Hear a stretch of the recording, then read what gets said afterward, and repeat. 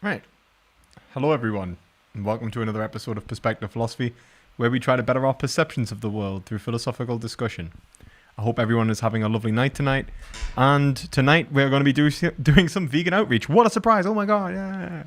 I never do this. So, yeah. If you're new here, I never do this. This is something totally different. I've never done this before in my life. In fact, I've only just become a philosopher and a vegan right now.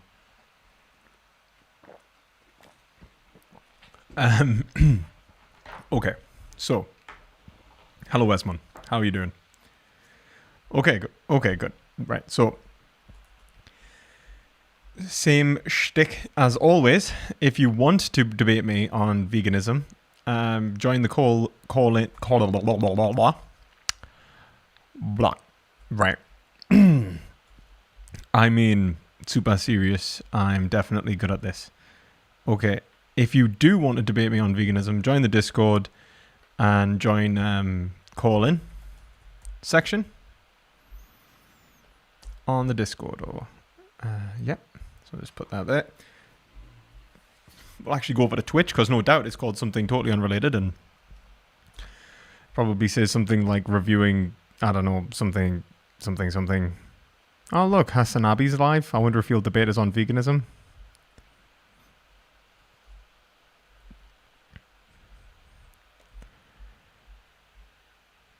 Okay, guys. So,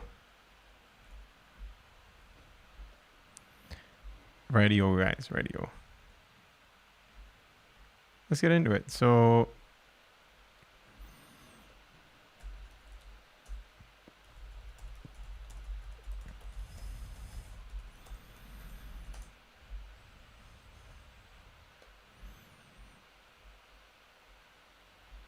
already got two people waiting. So, let's head on over there. Let's see, make sure that Discord's on properly. Right.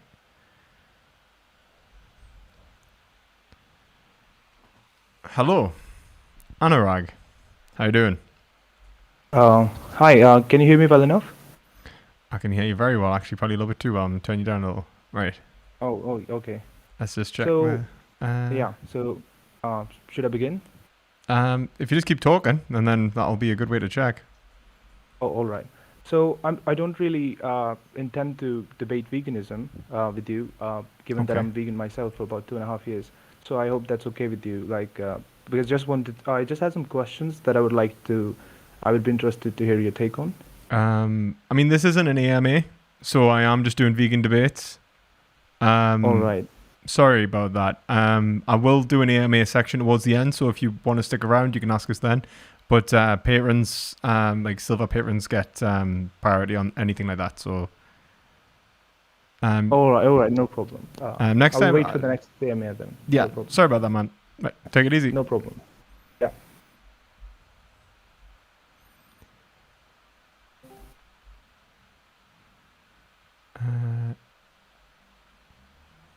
Right, how you doing, man? Babu? Yeah. I was going to say negation is not reconciliation. It's the creation of a new realm. Well, I think it's truth preserving. So I think that's the idea of the negation of negation. It's not the idea. It's not reconciliation. It's in a synthesis in the Fitchian schemata, but it is a truth preserving process. Oh well, okay. He's actually already gone. Oh, okay. Well, there we go.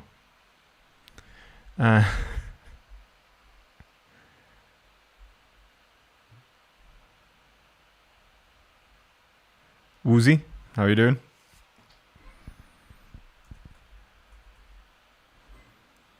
Oh, modern day debate. Hiya, how are you doing? Woozy. Woozy, you there, son? If not, I'm gonna have to kick you. Sorry there, so I'm putting you back in the box. Morgan, how are you doing?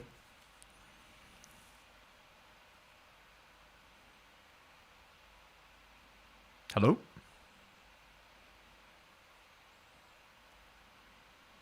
Hello?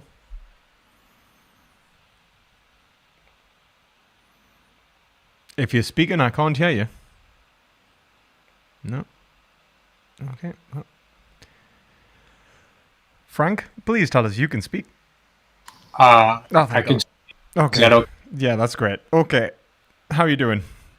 I'm fine. I just want to have a little bit of a fun for. I mean, I'm from the Destiny Discord. The philosophy. Yeah. I know your name, man. How you doing? I'm fine. How about you? I don't know if this is going to be much of an enjoyable discussion because I am kind of like an anti. You can't hear me? No, I can hear you. I can hear you. Sorry. Right. I was saying that it might not be much of a. I can speak. Are you hearing us come through the video or something and not Discord? Okay. I gotta mute the YouTube. Sorry. That's the thing. I could hear her talking in the background. Don't listen to past me. He's a dickhead. Don't. Okay. He's just sending you sideways. I was just gonna say before I started that this might not be a fruitful conversation because I'm an anti-realist about morality. So I love that. Come on. I definitely. Anytime I can debate meta-ethics for the sake of it. So why are you an anti-realist about morality? First of all. Well, I might have what you consider a cop-out answer, but I can't really comprehend a realist form that's not like boiling down to a subjectivist like lens. Like when someone tells me that a morality is objective in some sense, that independent of opinions or something like that, it's real. I can't comprehend what that's supposed to mean. Right. Why would you say that? Do you have a reason for saying that? Like, is it something? So what? Well, I've attempted to figure out like what morality might mean, and I just can't like think up like a way it works. Like when I try to understand something, I try to visualize in some aspect what I'm trying to think about. So what frameworks are you aware of in terms of morality? And then before I go and give you mine, and we can talk about that.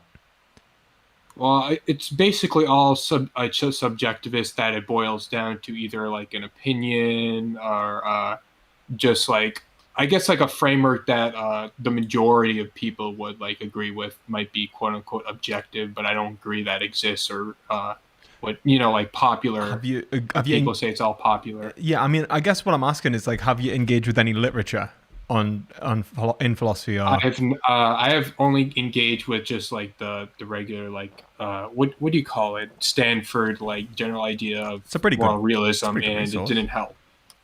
It's a pretty good resource. I'm assuming you've just read the one page on a sort of objective morality. Yeah. Yeah, well, I would honestly like. I wouldn't say that would be the best resource to do to kind of give you because I mean, let's be honest. When it comes down to ethics, it's really broad field, right? It gets like there's a like a wide variety of different thinkers with different metaphysical, epistemological positions on ethics, right? So when we talk about meta-ethics and we talk about whether it's objective or subjective, we're talking about whether what ethics is in the life of humans, right? Like what are we actually doing when we do ethics? So. Just reading that one sort of article is not going to give you a good answer on that. But there's a few different answers. There's a few different ways of approaching this. You see, I'm a Hegelian, so that's going to come. That's quite a specific way of approaching the questions around ethics, right? So when I say that someone is talking about objective ethics, what I mean is that there is a genuine right or wrong answer to whether your behaviors are correct or incorrect. And by that, I mean actually expressing your subjectivity to the greatest overall degree. So I think that when we engage in ethics, we are all trying to express our desires. I would probably accept the kind of Hobbesian notion that all we can desire is our own desire, like all we can do is our own desire. Every action is actually what we desire to do. However, I would say that the only way that we could that my separation with that, in the sense that that would separate me and Hobbes would probably put this in a sort of that you're. I guess I probably wouldn't agree with Hobbes. Actually, that's probably the best way to go about it, because Hobbes would kind of take this like towards freedom, and you take freedom towards getting what you want, right? Now, that's probably, if I'm guessing, that's how you understand why it's going to get subjective. And that's why I've tried to go down this road. Because that's why most people kind of boil it down to subjectivity, where everything really just boils down to one person trying to get what they want. Is that where you're coming from? Kinda. I would say, yeah, it's about like what I take morality in general, at least, to mean is that we are expressing a certain type of values we have as individuals and trying to probably convince other people to either adopt these values that we have or not. I don't really think of it in any like deeper sense. Okay, so I'll just ask you a couple of questions then, and hopefully we can kind of just go through it rather than as just like trying to guess where you stand. So, one second, I'm just going to quickly stop my dog from hurting himself. So, one second.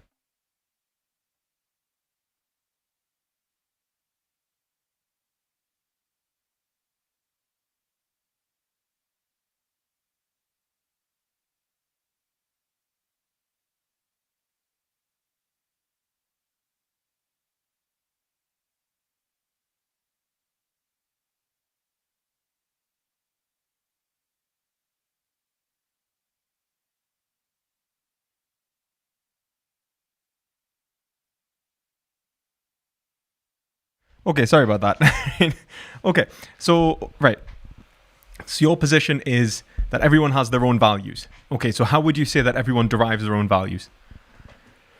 How they derive it, like, I'm not going to just say like brain states, but probably like evolutionary. The values depend on like what species survive the longest and based on probably mutations and stuff like that. I don't really understand foundationally like how like the brain processes like or like information to get specific values, but I assume that's how it works or something like that. So are you like a hard determinist then? Like you believe that? Oh, yes. Right, okay, that's important.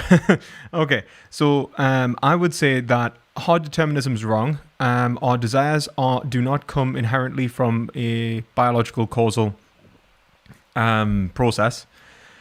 And the reason I would say that is because what we are doing in terms of science and any other epistemological field is based on essentially an evaluation of our senses and communication with other individuals. So we've already, when we investigate nature, right, as we know it, we already have applied certain concepts which allow us to understand it.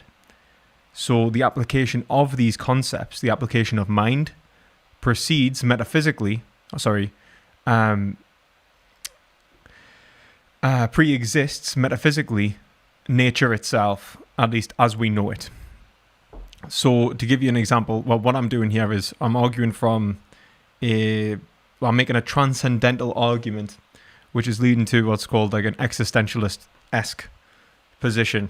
So what I'm saying is that existence precedes essence. Precedes essence? Yeah, precedes essence. And so any notion, any kind of truth that would exists after our investigation into the world and after mind's application of concepts onto the world to make it meaningful. So all the meaning that exists in reality has come from our application upon reality and not from reality itself. So all human investigation in terms of the production of metaphysical objects, let's say things like DNA and so on, although the material could be said to exist in nature, the form would not exist without the application of mind. Now, the arguments that I'm going to present, so one is the transcendental, and like a transcendental argument. So I would say that there is, so for example, for what we talk about to be, when we talk about the physical world in terms of experience, I would say is actually the application of concepts like space, time, which allow for the production of inner and outer sense, like subjectivity, this is what we talk about when we talk about reality. We're actually talking from a subjective stance. We can't kind of breach this subjectivity and enter into some sort of mind-independent reality, like absolutely mind-independent reality, because we would lose the concepts which give the experiential foundation for what we're investigating. They would cease to exist in the same form. Trying to think of what else. I would also say that when we look at our senses, like in terms of even sense data, when we experience the world, I think Berkeley gives a good example of why we should reject empiricism for this reason. We experience the world through our senses. When we experience the world via sense experience, we actually only experience it in our brains, and so there is this distance between us and the physical world, which is the conceptualization process that exists in the mind. The production of a mind,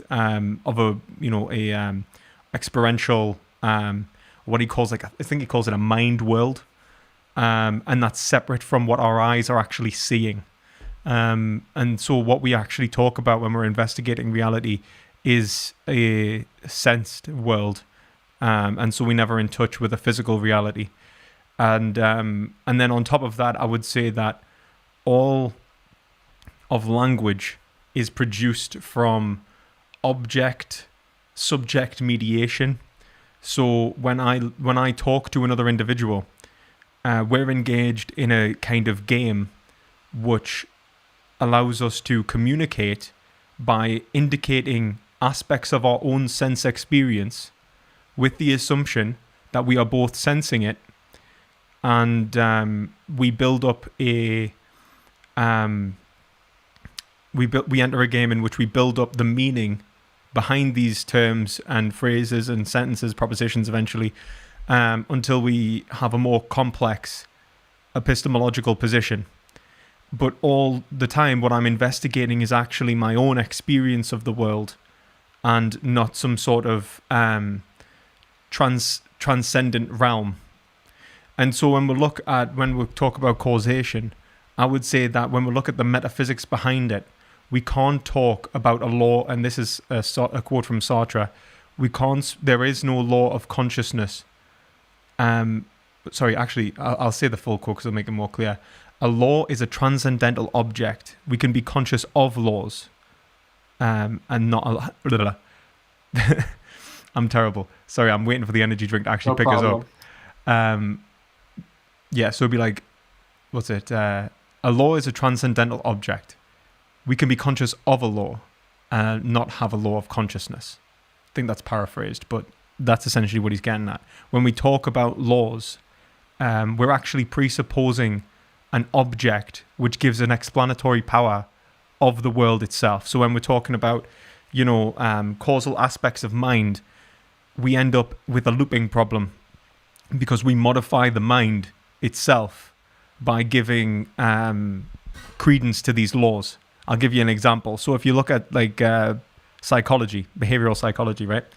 If you learn sign language, oh my God, 1 second. I'm half asleep. So if you learn body language, it's supposed to indicate some sort of internal state inside of an individual, right? Now that internal state inside of an individual is supposed to be accurately represented by their movements and their behaviors. You're supposed to get an indication of their thoughts, their behaviors, their emotional states, that kind of thing. You're supposed to understand that an individual is feeling timid or scared when or defensive when they've got their arms folded, or when they're holding themselves close in. And when someone's presenting as open, that's supposed to be more confident. Yes. All that kind of thing, right? Now, what we find is that when people become aware of body language, they modify their body language to achieve a goal. And so the reading body language actually becomes a game again, in which people try to indicate body language to try and achieve some sort of end state. So you're not sure whether an individual is actually, performing body language, or whether they are having a certain response in relation to their environment. And I would even go so far as to say that all of our drives, all of our most primitive behaviors have been sublimated into society, so that when we experience something like hunger, we no longer experience what would be a instinctual drive or something that an animal would. We would feel social conditioning, especially around, like, we would have cravings for like pizza, and chocolate and stuff like that.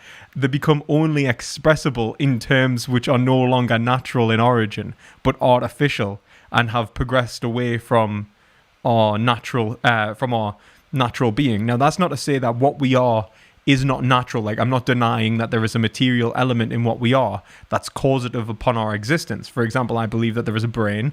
I believe that the brain states can have effects upon behavior. For example, I think autistics exist. I think I'm probably one of them, and or like ADHD and stuff.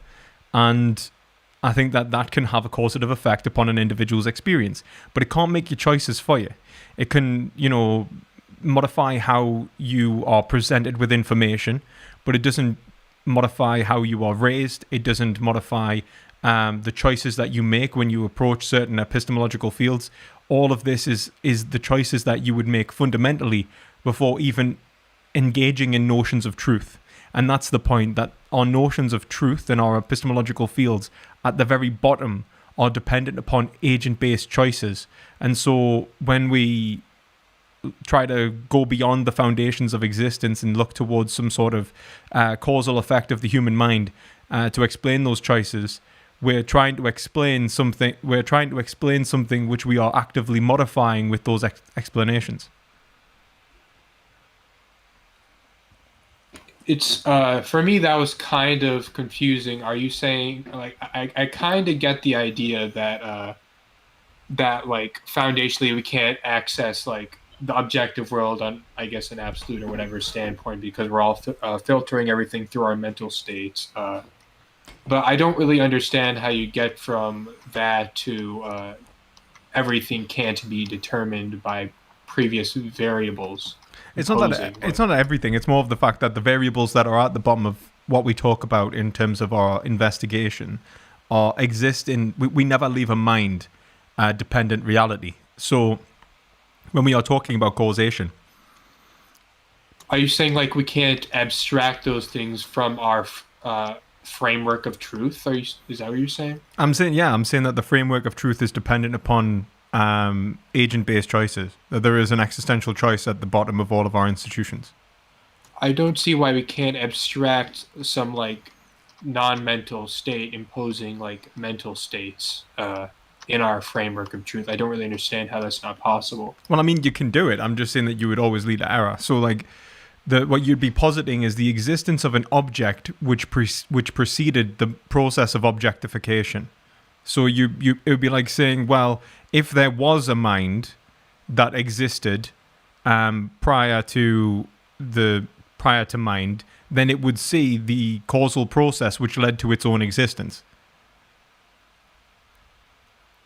Well, can't you do that? That you say that if there was a mind that happened, but there wasn't a mind, so we're just abstracting from a judgment. The point is that like it, because of the way in which the objects form and our interpretation of objects, that once the mind would have seen that mind could not have been caused.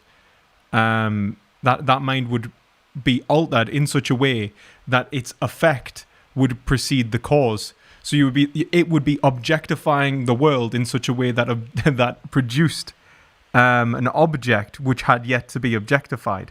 So like had yet to come into reality. So it would be like saying like it would have, like, I'm trying to put this in like other terms. So if you were to be a mind looking at the process of your own mind's development, then what you would see is you would be constantly ahead of you would be in the future, not the past.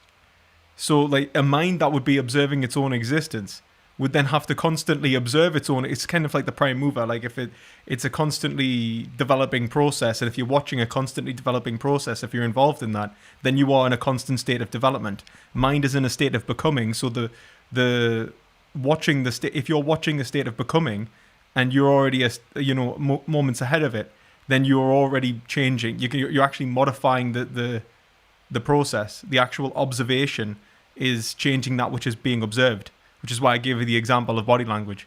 It's a looping problem. I have a general idea of what you're saying, but I'm trying to visualize it, and it's difficult for me. I know you're saying something along the lines of, I think of something about myself, and then that if I think about myself thinking about that, then it changes again, and so on. It's an infinite regress. I don't necessarily see the problem with infinite regress, but I don't know how this necessarily entails an infinite regress, just to abstract like an objectivity one time that everything else stems from. Well, this is the thing. It'd be like it's more about the realization that when we talk about objects, what we're actually talking about is something which contains. So when you talk about an object, you think that you're talking about some sort of physical realm that exists outside of your process of objectification.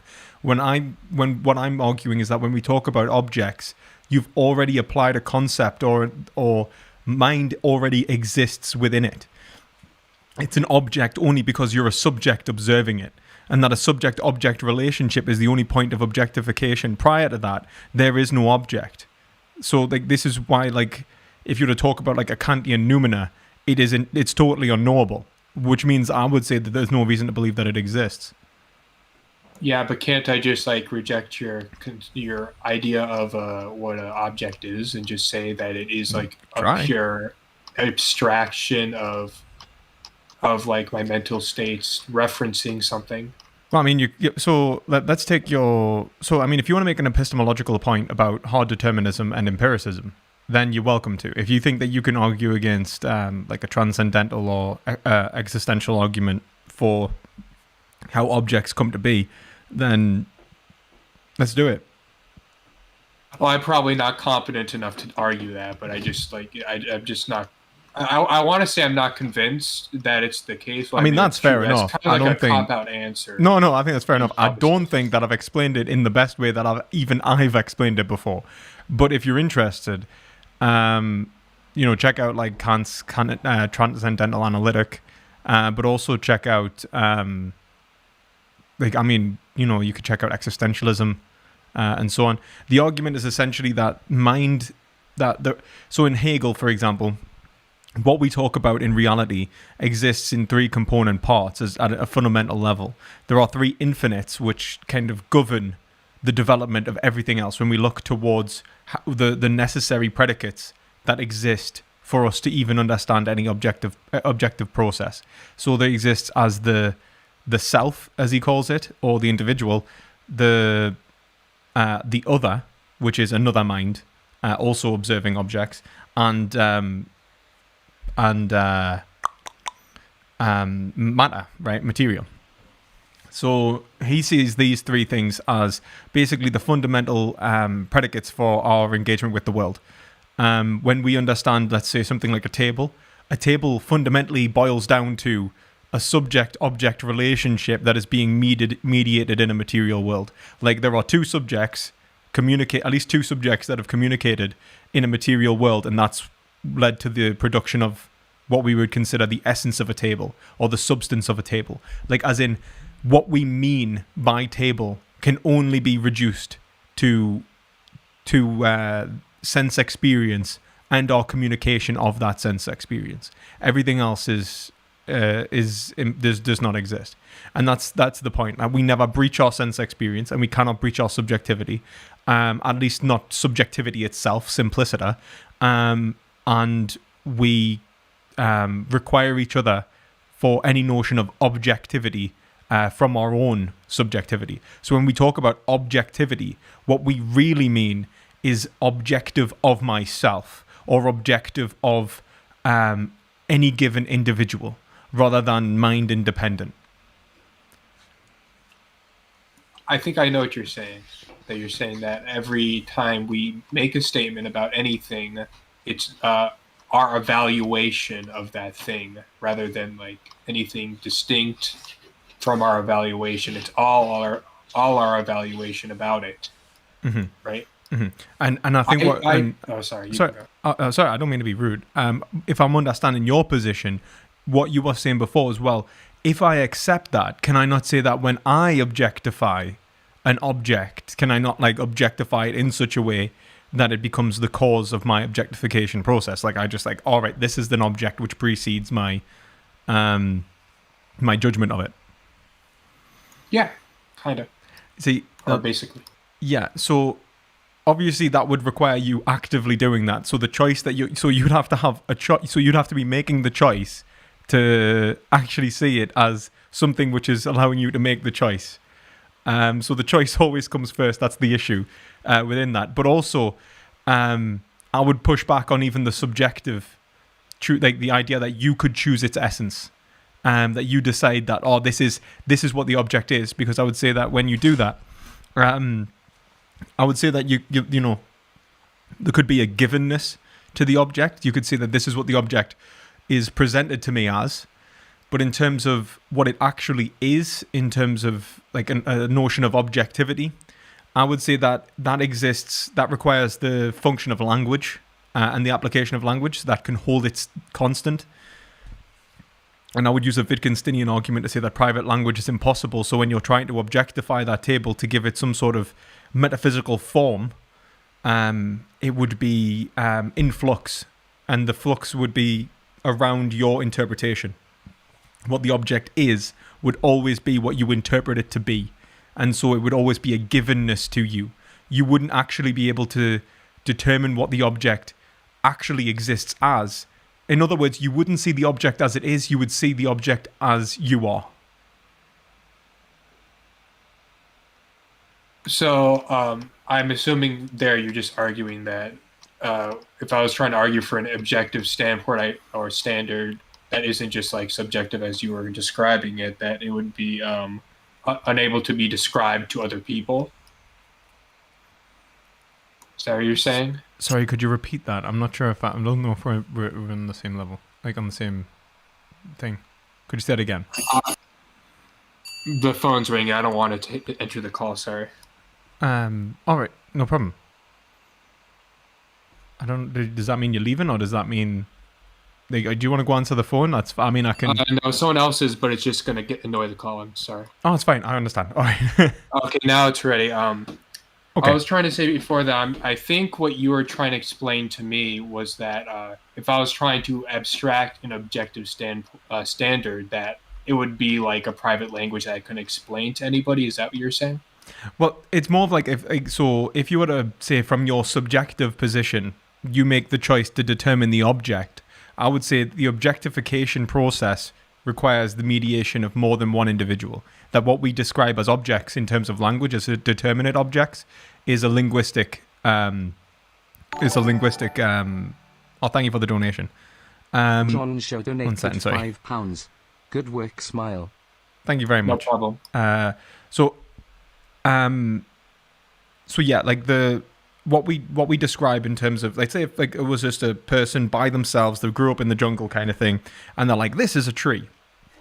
If they were to go like, this is a tree, they would be they'd be proposing a substance or an essence, right? They'd be like, this is the irreducible nature of the tree, that what I mean when I say tree is this, right?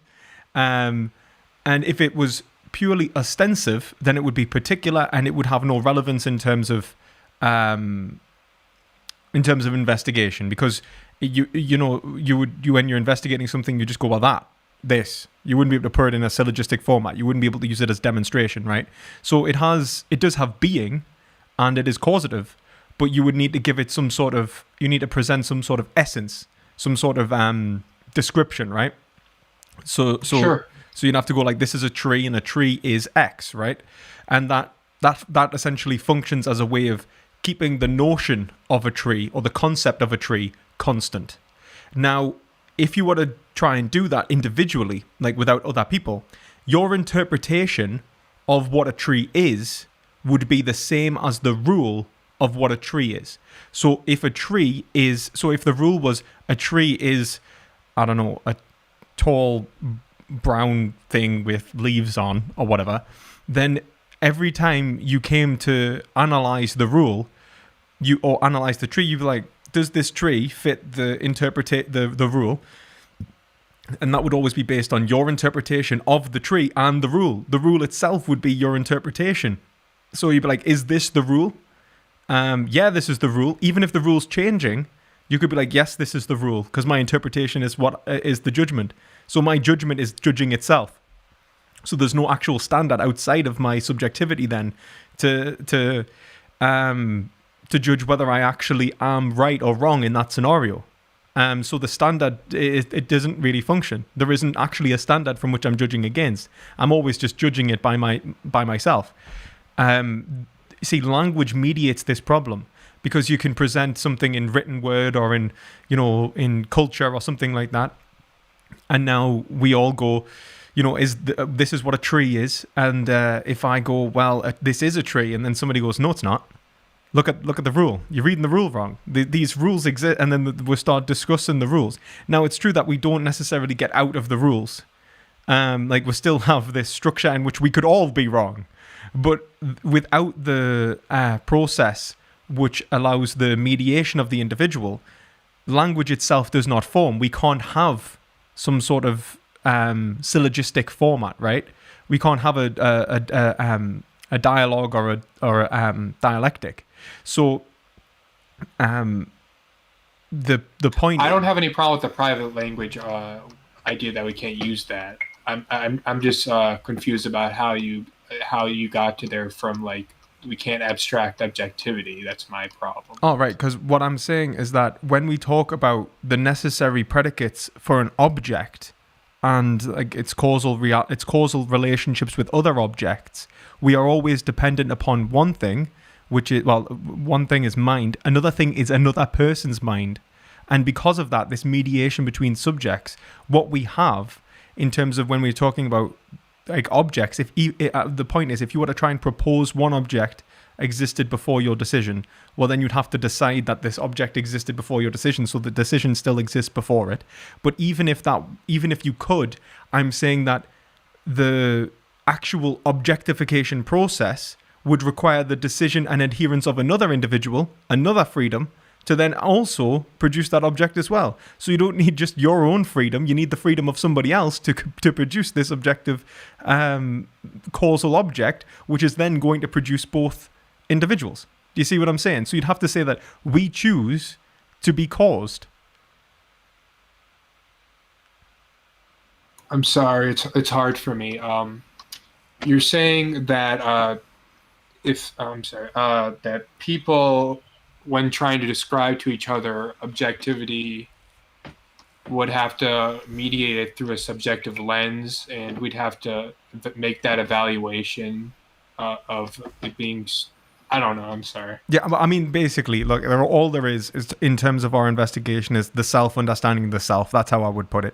Like, we never actually escape subjectivity. When we talk about objectivity, we mean objective from any given individual. We don't mean objective from mind itself. So I would say that in terms of our investigations into the world, we never actually have access to a mind-independent reality that's made of physical material in itself. I'd say that arguments for empiricism and physicalism have been debunked. I would say I'd recommend checking out the Berkeleian argument against empiricism, the Transcendental Analytic by Immanuel Kant, and Seller's argument against empiricism. I think Brandom has a good video on that online as well.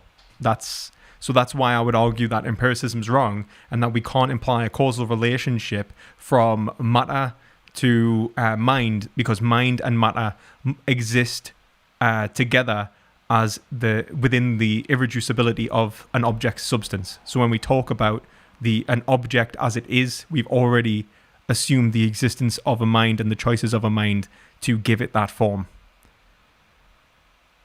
Okay, I might read up on existentialism and maybe come back and try to look at a little bit of that. Thanks for the discussion. No maybe problem. I'll be better equipped next time. Yeah, no problem. And obviously, I'm sorry that we didn't talk too much about ethics, but I don't see that much of a point until we'll kind of deal with the determinism. Do you know what I mean? Because it'll just end up if you're like, all right, it's all determined. Well, what do you mean by choices? What do you mean by and it's going to lead straight to the same place. Oh, usually when I say choices, I just mean my intentions, caused or not, are an influencing variable for my conduct. That's usually what I mean. Yeah, I think you would lead to the Hobbesian position, and I think that's why I was like, so at the start when I was saying, I think that you're probably going to say that what we're all trying to do is achieve our own desires, and all I can desire is what I do desire, and how I desire it, it doesn't matter because what I am is my desire. So you end up in this kind of like, well, I'm caused by nature, but my choices are my own, and that's compatibilism, right? So you'd be like, yeah, well, everyone tries to seek their own ends. Their own ends are caused by nature, like human nature, and that causally determines what they want. But what they want is what they want, so their freedom exists in the expression of their natural, their natural form or whatever, within their actions.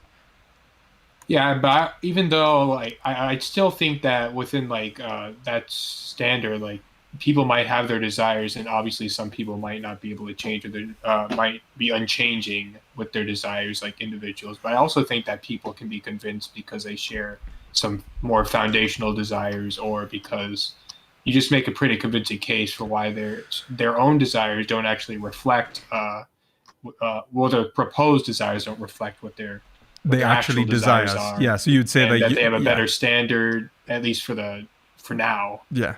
So something like that. You'd be like, you think you desire X, but what you really desire is Y, and here is Y. You present the argument, and then they desire Y precisely for the reason that what is actually driving them wasn't their drive isn't properly expressed in what they believe their desire is.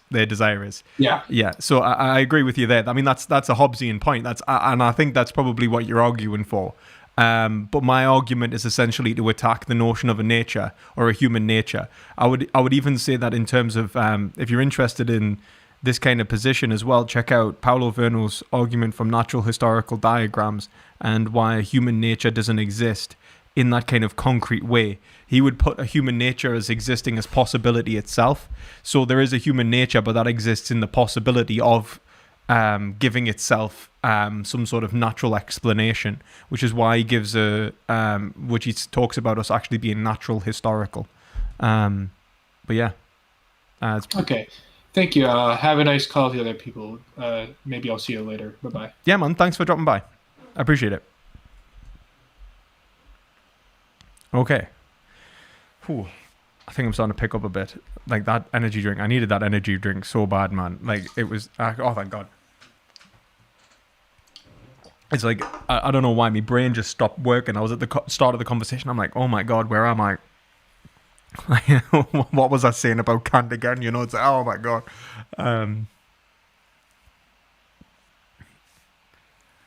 Right. Okay. Next person. Let's go. Who shall it be? I don't even know who is in here first. I need to find like a way to like actually just like I should have people like message in chat or something so that I know who was here first. Okay.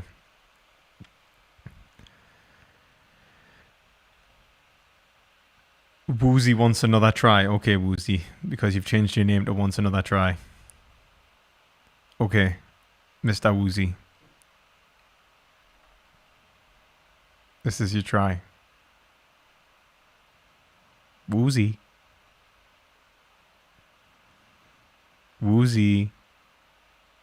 Hello? I'm going to give you 3 more seconds, man.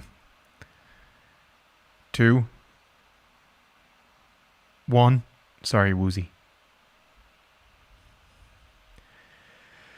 Okay. Brutus. Hello. How you doing? Oh, hey. How you doing, man? Sorry, I'm muting YouTube. I'm doing well. How are you? I'm pretty well. I'm doing pretty well. I'm starting to pick up now that I've had the caffeine, and hopefully I will continue to do so. So, what can I do for you, mate? Man, I totally forgot my original question. I was trying to keep track of that last conversation, so was I. Yes. Yeah. So let's see. One interesting thing near the end. So you were talking about how our reality is like a whole, and it's irreducible. So we can't say that there's some external physical world that is like foundational to it all. Yeah, kind of. I would say that like it's irreducible to, so it's like we could point out that there are multiple so when we point out to what the existence of matter, that doesn't. It's like if you look at it like this, bronze cannot be reduced to copper, but copper is an essential component of bronze.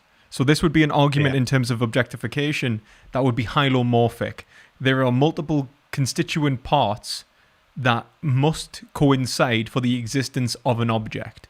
Now, I would say that one of those, like at a fundamental metaphysical level, the existence of any object contains mind, or the application of concepts by mind. And I would agree, just because when we say object, we're obviously already, like, we're talking about it, so we're using concepts and all that. So when I think about it, I guess I obviously agree we can't kind of probe deeper than like subjectivity. It's all, everything we experience is a product of the brain. I would agree with that. And I would agree that overall, it's not your same take, but like complicated physical systems like brains and bodies, I think are irreducible and have emergent properties and that kind of thing. Fair enough. So saying that there's like a physical, whatever that means, there's some kind of stuff that doesn't depend on consciousness, and that consciousness emerges from a system of stuff, it at least seems to add like explanatory power. And when it comes to like objectivity, you can't get beyond intersubjectivity.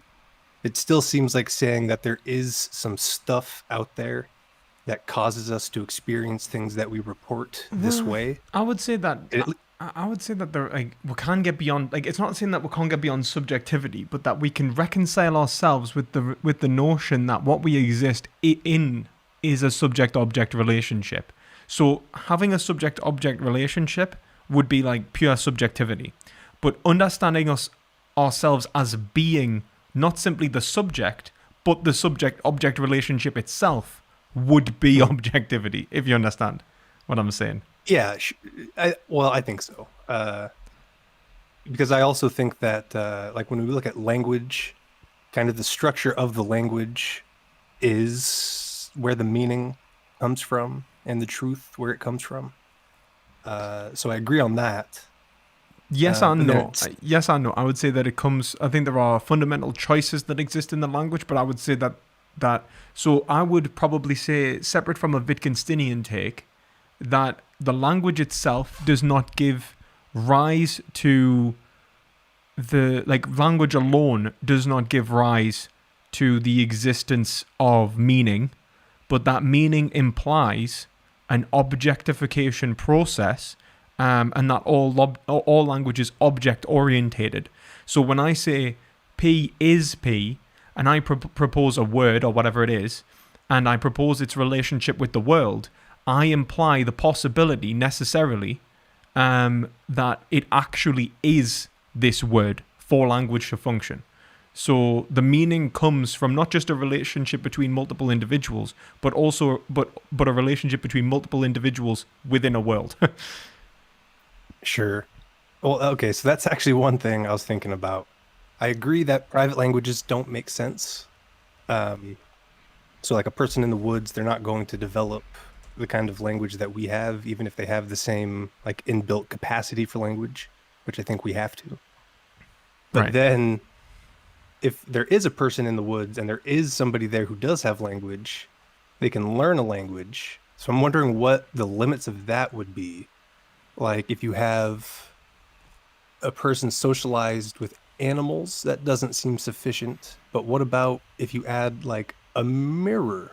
Would that be enough to trigger the idea of self in some sense? Well, I think that I think that the issue is that the mirror, because the mirror mediates you, it doesn't mediate your action. It's an exact emulation of your action. It is your action pointed back, right? Sure, but it's like the separation that exists. I'm just wondering how much of another person is. So two non-linguistic people, can they develop some sense of language? I think that, like, so for example, I would say that language could exist more between a person and an animal than a person and a mirror. I would say that, for Yes. example, I would even say that you could have a more developed form of communication between a human and an animal than a human and, let's say, like some sort of like super sycophant, right? Where they were just agreeing, like a yes man. Because if you have someone that just accepts your judgment for whatever your judgment is, it lacks the process of mediation in the sense that there has to be something to reconcile your judgment against. So the resistance of the judgment of another is what gives rise to meaning. The fact that there is the possibility that you are wrong. If there is no possibility that you are wrong, then I would say that language wouldn't form. I agree with that. Okay. I'm wondering, so what kind of, and also nothing I'm saying is like me hard disagreeing with you. I'm just No, thinking things that's through. fine. I hope I'm not coming across like super. No. I'm I'm just clarifying because some people do act like they're asking questions, but they're trying to prove some ulterior point. I'm not. That's fine. That's fine. I don't mind. Yeah. Anyway, so let's see. Oh man, I derailed myself. Okay, so yes, we need some amount of like conflict, and then the resolution and the mediation and all of that seems correct. But then, does the resistance have to be from another person necessarily? It just has to be from judgment. I think it just has to be judgment, and I think that you can have, and I think that like in terms of how we can learn, you can. Like, this is the thing. I know that, like, when you look at Gadamer, he actually talks about a process of Bildung, right, which is this, theoretical and practical application of concepts upon the world. So, but this is post-conceptualization, right? So once I've conceptualized the world and I engage with objects, I can learn about objects through my interactions with them. Like, for example, if I work in some sort of heavy industry, I might very quickly learn what to do and what not to do by getting essentially conditioned by objects. Like, I might think that I'm not going to hurt myself and then hurt myself, then realize actually I will hurt myself and I'm not going to do that again. And Sure, yeah. And that is in itself, I think, the only way that learning process happens is post-conceptualization.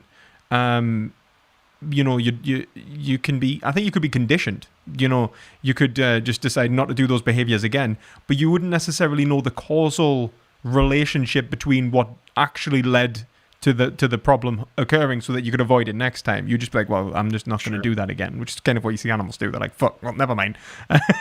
Sure, yeah. But humans will be like, okay, I'm going to do it again, but I think it was that thing that led to that thing, which led to me getting a broken finger. And then one other thing, do you think this person out in the woods, no other person to develop a language with, so do you think they still have conceptual thought that's built in? They just don't develop it to a language? Yeah, I'd say that we all have conceptual thought. I think that what an object-subject relationship implies the existence or the application of at least some sort of like kind of given objectification, which I think is conceptualization. I think at the point of seeing an object, you've created that is the concept. It is the and this is why I think Geach has probably the best understanding of what a concept is, because he defines a concept as just a specific mental ability. It's nothing else. You are just performing a task. So even like an animal recognizing motion is on some level conceptual. And this is the thing. So when you are engaged in language, you are actually teaching yourself to perform a new task. Sure, yeah. I mean, that it even fits in with programming quite well, I think. When you put in a new programming language, it's almost like you're teaching maybe not at the same degree, but you're kind of teaching a new way of performing a task. Yeah, I was writing down notes, and I even wrote down a recording /RPG, some kind of simulated environment with like a not human level, but somewhat rigorous feedback system that can disagree with the person and tell them they're wrong. Or just like a sufficiently complex set of toys to demonstrate physical concepts that go against kind of intuitive judgments. I guess that this is the thing. You could probably, like, if you want to have like the resistance has obviously to be unanswered. Sorry, what? Yeah, sorry, go ahead. No, I go for interjected it. for no reason. No, go for it. If you have I it. said it was obviously unanswerable. Oh, right. No, I'm yeah. All right. gonna get Okay. to an all answer right. here, but yeah. All right.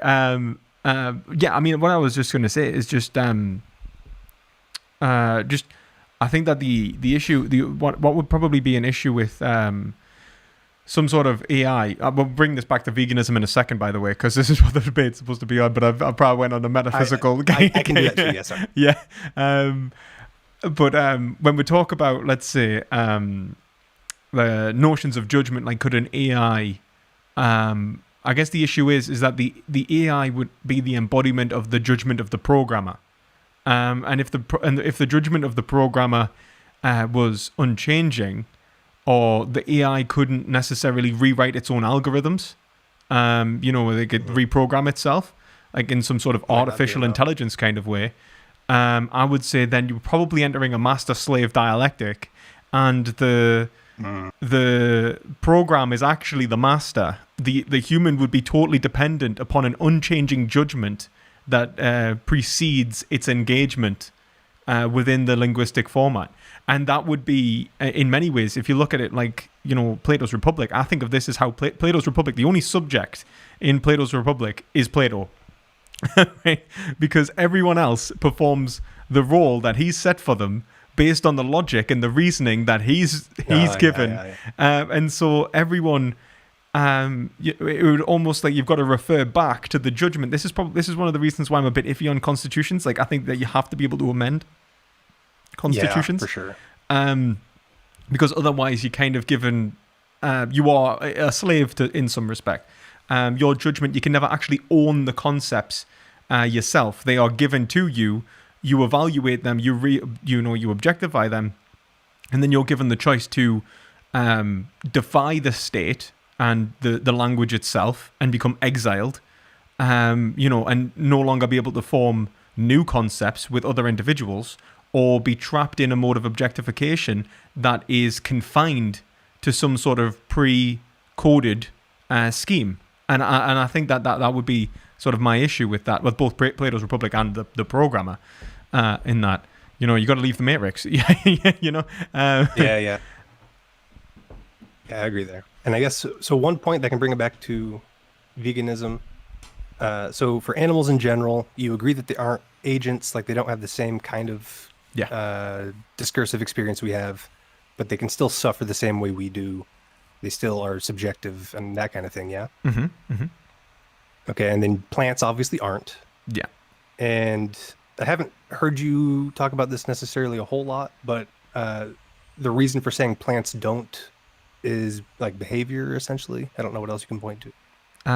Well, yeah, I would say behavior, so behavior primarily, I would say, is probably the number one argument for that, because I think ultimately what we're going to judge in terms of the unity of an organism is going to be against its behavior anyway. So what I would say is that we have to, for subjectivity to exist, I think Hegel points out a good notion of subjectivity, which is a subject is a unity which sustains its contradiction, right? There is a separation between the individual and its senses in such that it creates an object-subject divide that exists as the subject. Like what they actually are is a subject-object divide, right?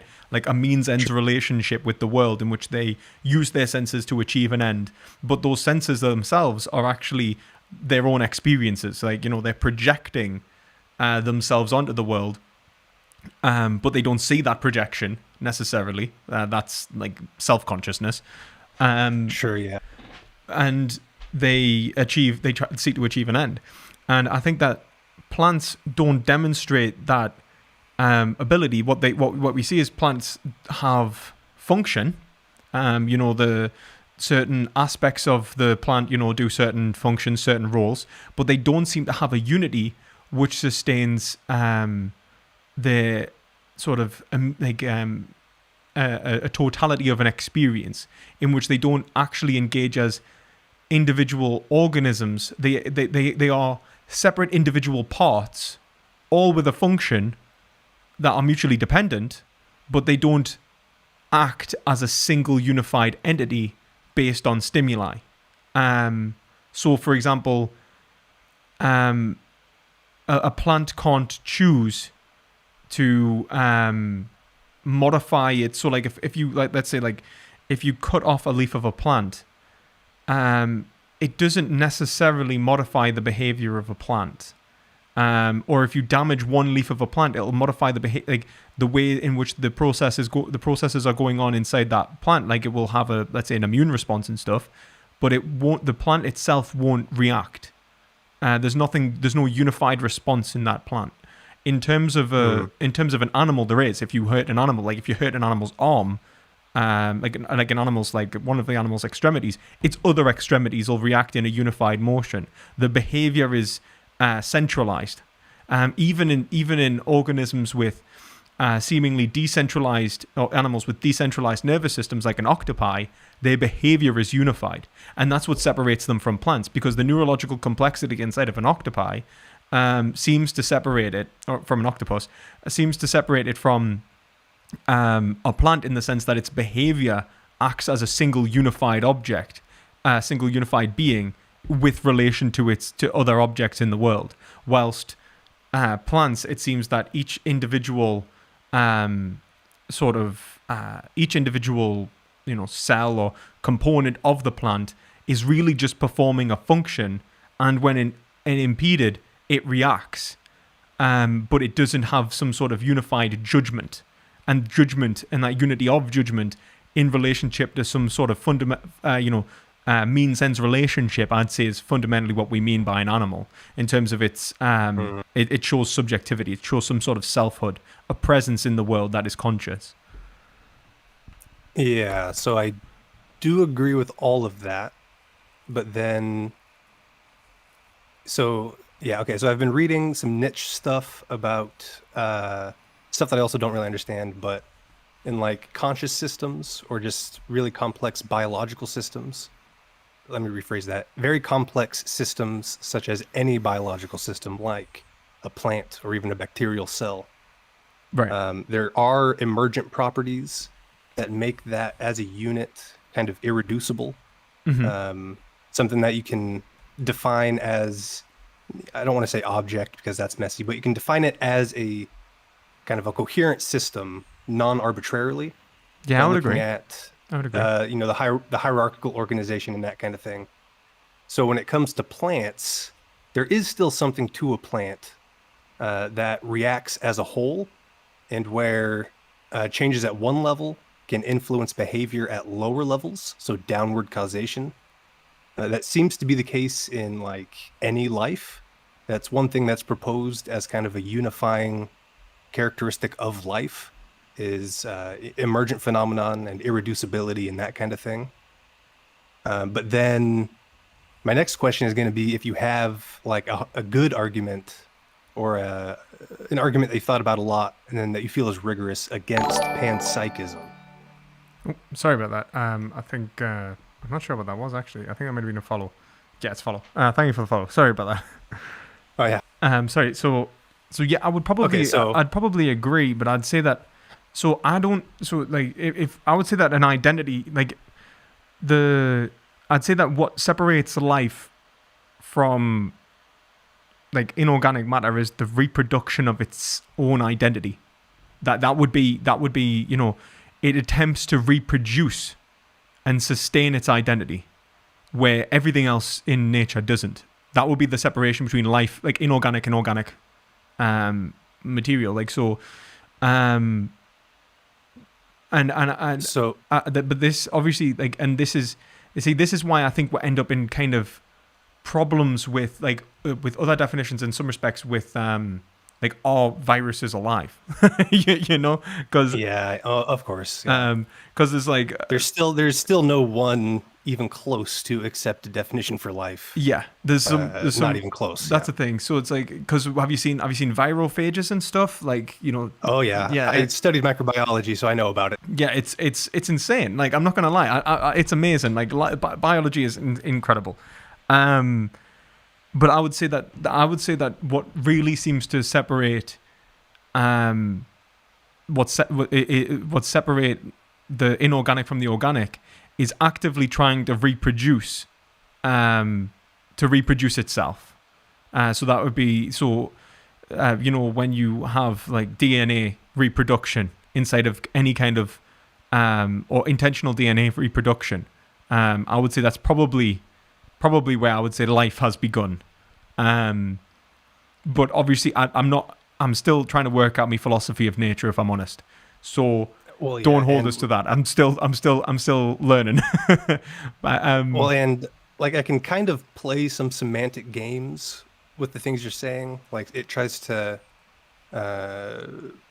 its identity is persistent and it tries to reproduce it and that kind of thing. And I can kind of think of ways to map that onto a chaotic system trying to maintain homeostasis, and you could say that its homeostatic state is like its identity, stuff like that. But I need to read a lot more Hegel and a lot more. Well, I'm not gonna lie. Biophysics. So I was gonna say I'm not gonna try and argue that, because I think that my lack of scientific knowledge would cause me more issues than anything else. Never mind, like I need to learn more philosophy on this. But that's kind of where I'm at so far with that. And then, but then obviously in terms of this, obviously I think we'd agree that there was a separation, like a big separation between life and subjectivity. And I would say that what's valuable isn't life, it's subjectivity. Just because something's alive, it doesn't have a value experience which can be judged. Yeah, and then I agree with that. Then the way at least I phrase it in my head is that it has to have some kind of experience that we would at least recognize. But then, like, it is still hard. You say, okay, does a dog have an experience that we would recognize? Well, see, I would probably say that as long as it has an experience, it's valuable. Our recognition of that value it's like our recognition of the laws of physics don't necessarily change the laws of physics. So Hegel kind of points out the laws of right already exist, and we're trying to discover them in a very similar way in which we are trying to engage in terms of the laws of physics, right? If we accept that all subjectivity contains a value response in the world, and what we're investigating is that value response, then what we have in ethics is a phenomena that pre-exists our investigation. And some phenomena obviously is modified by it, and that's fair enough. In terms of ourselves, and we become like psychologically more complex, and you can become harmed in new and different ways and stuff. But in terms of what is actually right, like in terms of the substance of subjectivity, that exists, and that's what we're investigating. So all conscious beings contain value. Or behaviors and the way that we and our epistemological attribution of that value are what's contentious, because like what we have to accept is that sometimes we're just wrong. And I think in terms of the way that we've treated animals throughout history has really related to that. One, because I think that people have tried to attribute characteristics that are not inherently valuable to being inherently valuable. And this has been, going on since tribalism, right? You've had like certain the only people that are valuable is us, and the only people that are valuable have white skin, blue eyes, whatever, or German, and you've got different like ideologies which try to profess some sort of inherent value in some sort of characteristic, and I think that is they're just begging the question. And I think once we realize in a formal sense that the only thing valuable is subjectivity, then the only thing that we have to do in terms of ethics, well, there's a few things. Obviously, there's apply it. That would be to make that formal assessment concrete. Okay, subjectivity is valuable. Great. What's a subject? Where does it exist? And who is a subject? And so on. And I think that would go a long way in just saying that applies to all sentient beings. Of course, then applying to find out what sentient beings actually are is another question. You never hit a clean break. Yeah, so then you end up with almost an empirical analysis where you're like, right, well, in my experiences, what are sentient beings, and so on. And so that I think is achievable, but then the laws of right still exist. You're still investigating them. You're just applying formal concepts and developing those formal concepts in a hermeneutic relationship. But that's the thing. So I'd say with a dog, like a dog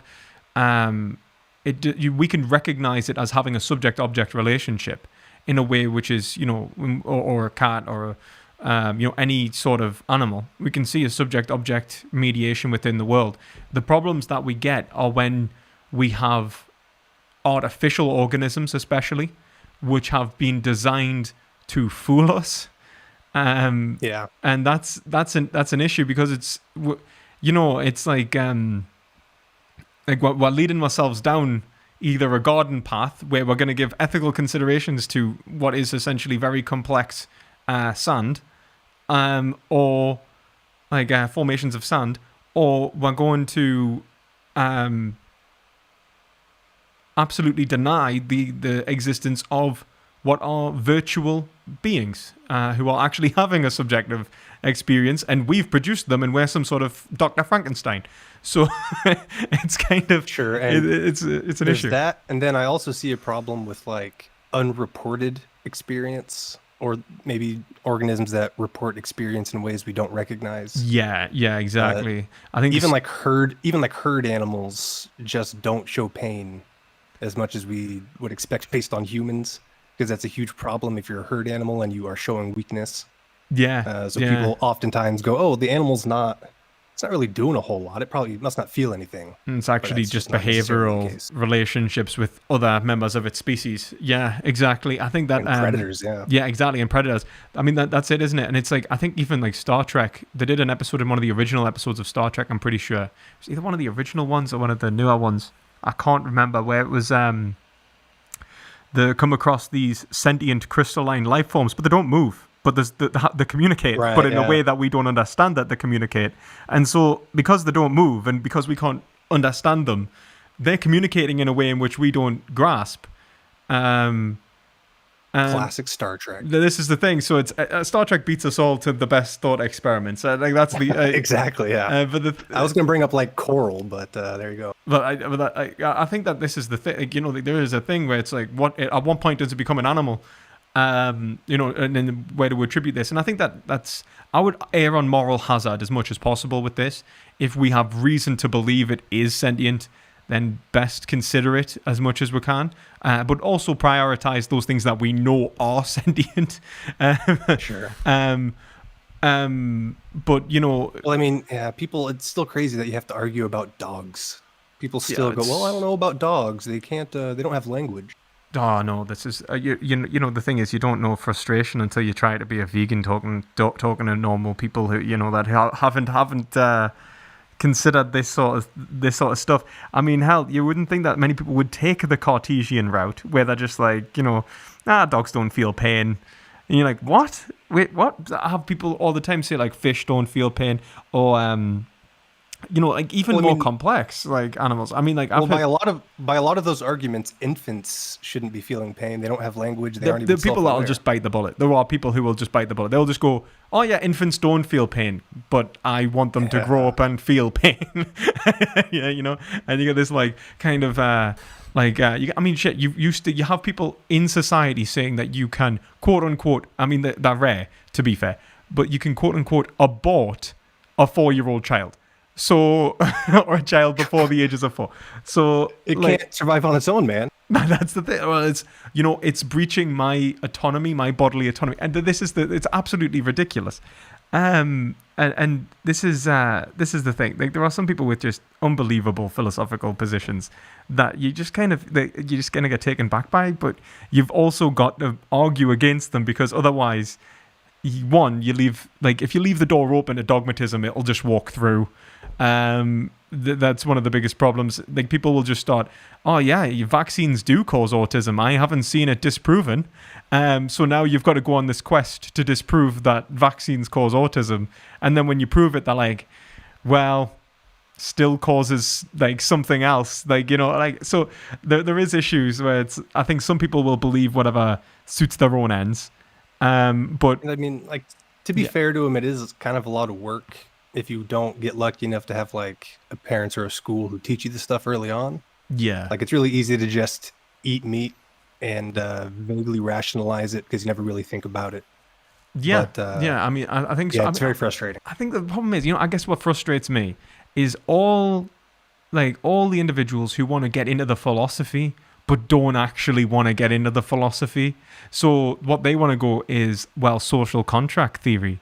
And then you'll go, well, Hegel's argument against social contract theory, and they'll be like, whoa, you're going too deep here, mate. Like, what are you talking? I mean, like, and you're kind of like, all right, well, I mean, you're the one that brought up egoism and social contract theory, you know, and you know, or people will go like, they'll say like, right, well, you think that animals suffer, but really you've got to consider what consciousness is, and then they'll present an argument that, you know, around language or something, and then you can go, you know, but language requires some sort of behaviorism, so we've already had to mediate two subjects before we can even produce language, so the I itself contains the notion of conscious choice. And then, you know, it's like, whoa, what the fuck, man? People like, always they try to sidestep like metaphysics by just talking about science. And it's like, you still have to deal with the metaphysics if you want to bring up science. Yeah, it's like, but science is a form of philosophy, even like exactly. How, so it has underpinnings too. Yeah, I mean, the thing is, in history, they never separated science from philosophy. Anyway, they used to call them natural philosophers, and this was so the separation occurred in a more modern sense when it tried to cast off, religion. And then, like during the French Revolution, basically once a science became quantitative, a lot of times people started considering it like its own separate thing. So biology and optics and crystallography. It became crystallography wasn't really a separate science until people actually wrote down equations for it. Well, this is what I find strange, is that it's all based on empiricism. And so you end up with a dogmatism in terms of how they produce their experiments as well. And they're like, especially in psychology, oh my God, I fucking hate psychology experiments. They're so shit.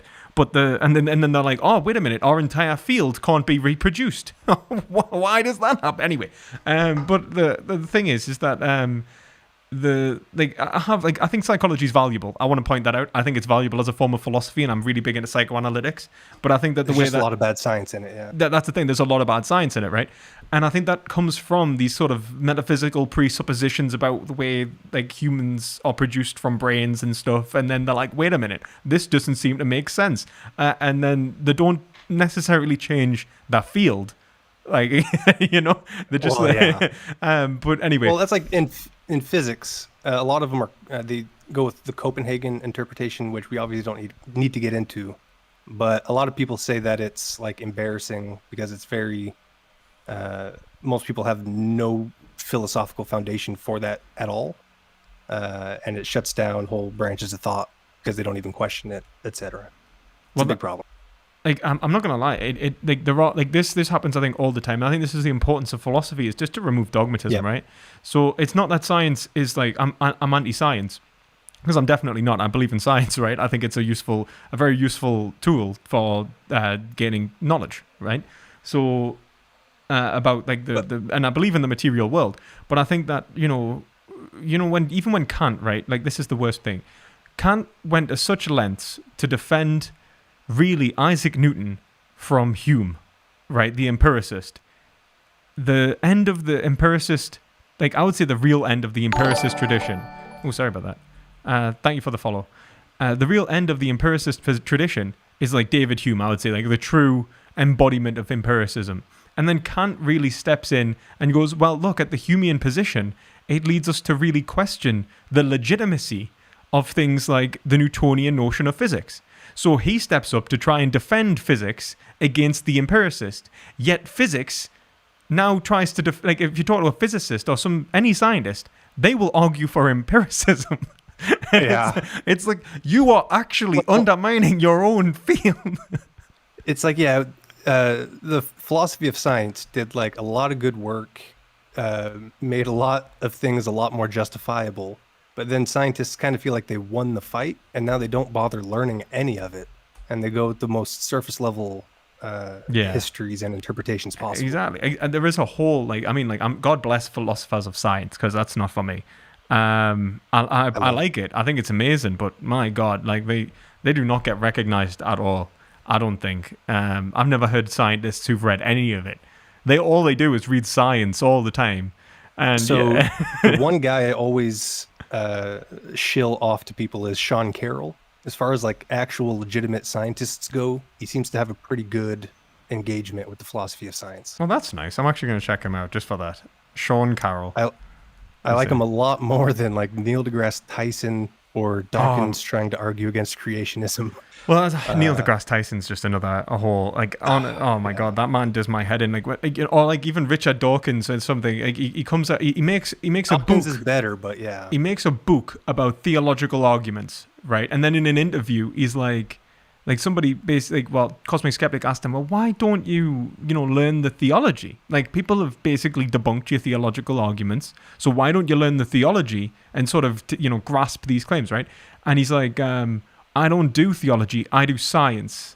What does he say? No, he's like, he says I do something. No, he says I do something. He's like, because I do something better or something like that. It's like unbelievably arrogant, and it's like, oh my god. Because he basically sees theologians as playing like some sort of word games, right?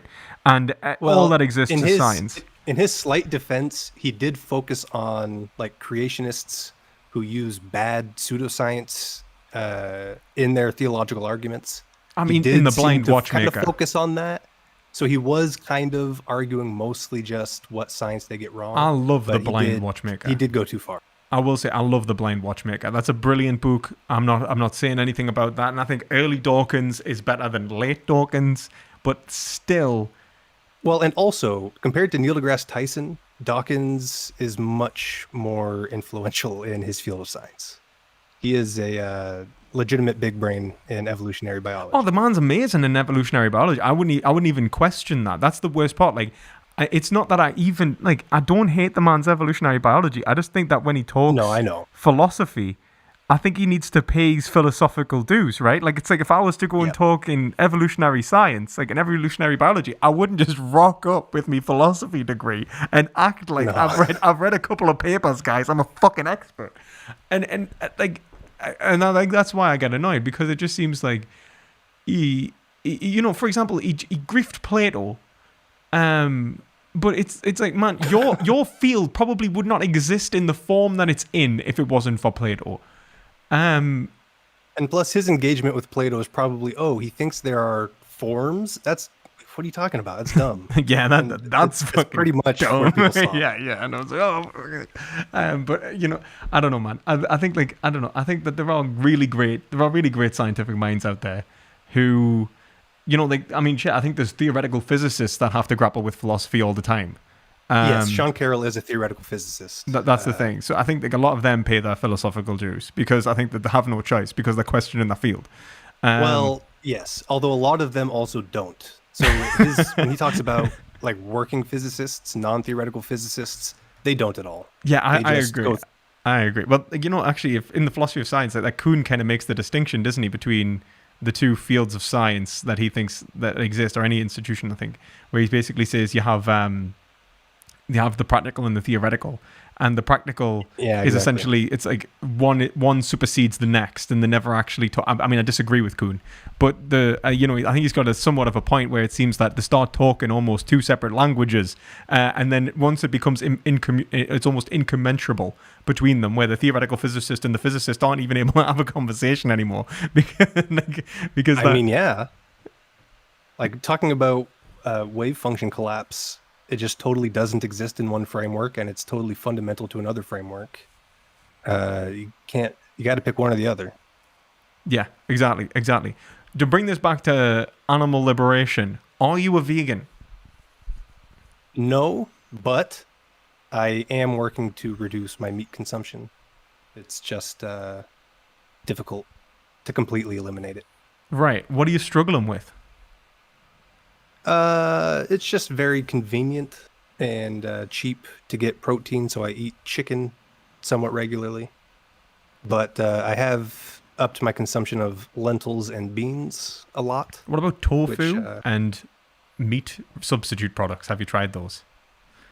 Not tofu so much. Honestly, the meat alternatives, like, the frozen chicken stuff, it's pretty dang good. No, well, I mean, that if you can swap to that sort of stuff, then I'd suggest doing it anyway. Depends on your income. Yes, I am. Yeah. You can also get the dried stuff, which you can rehydrate, which is way cheaper. It's so fucking cheap. And you can flavor that any way you want. Oh, is that the soya or whatever? Yeah, like soy protein chunks and stuff like that. You can just all you got to do is like Pop them in stew.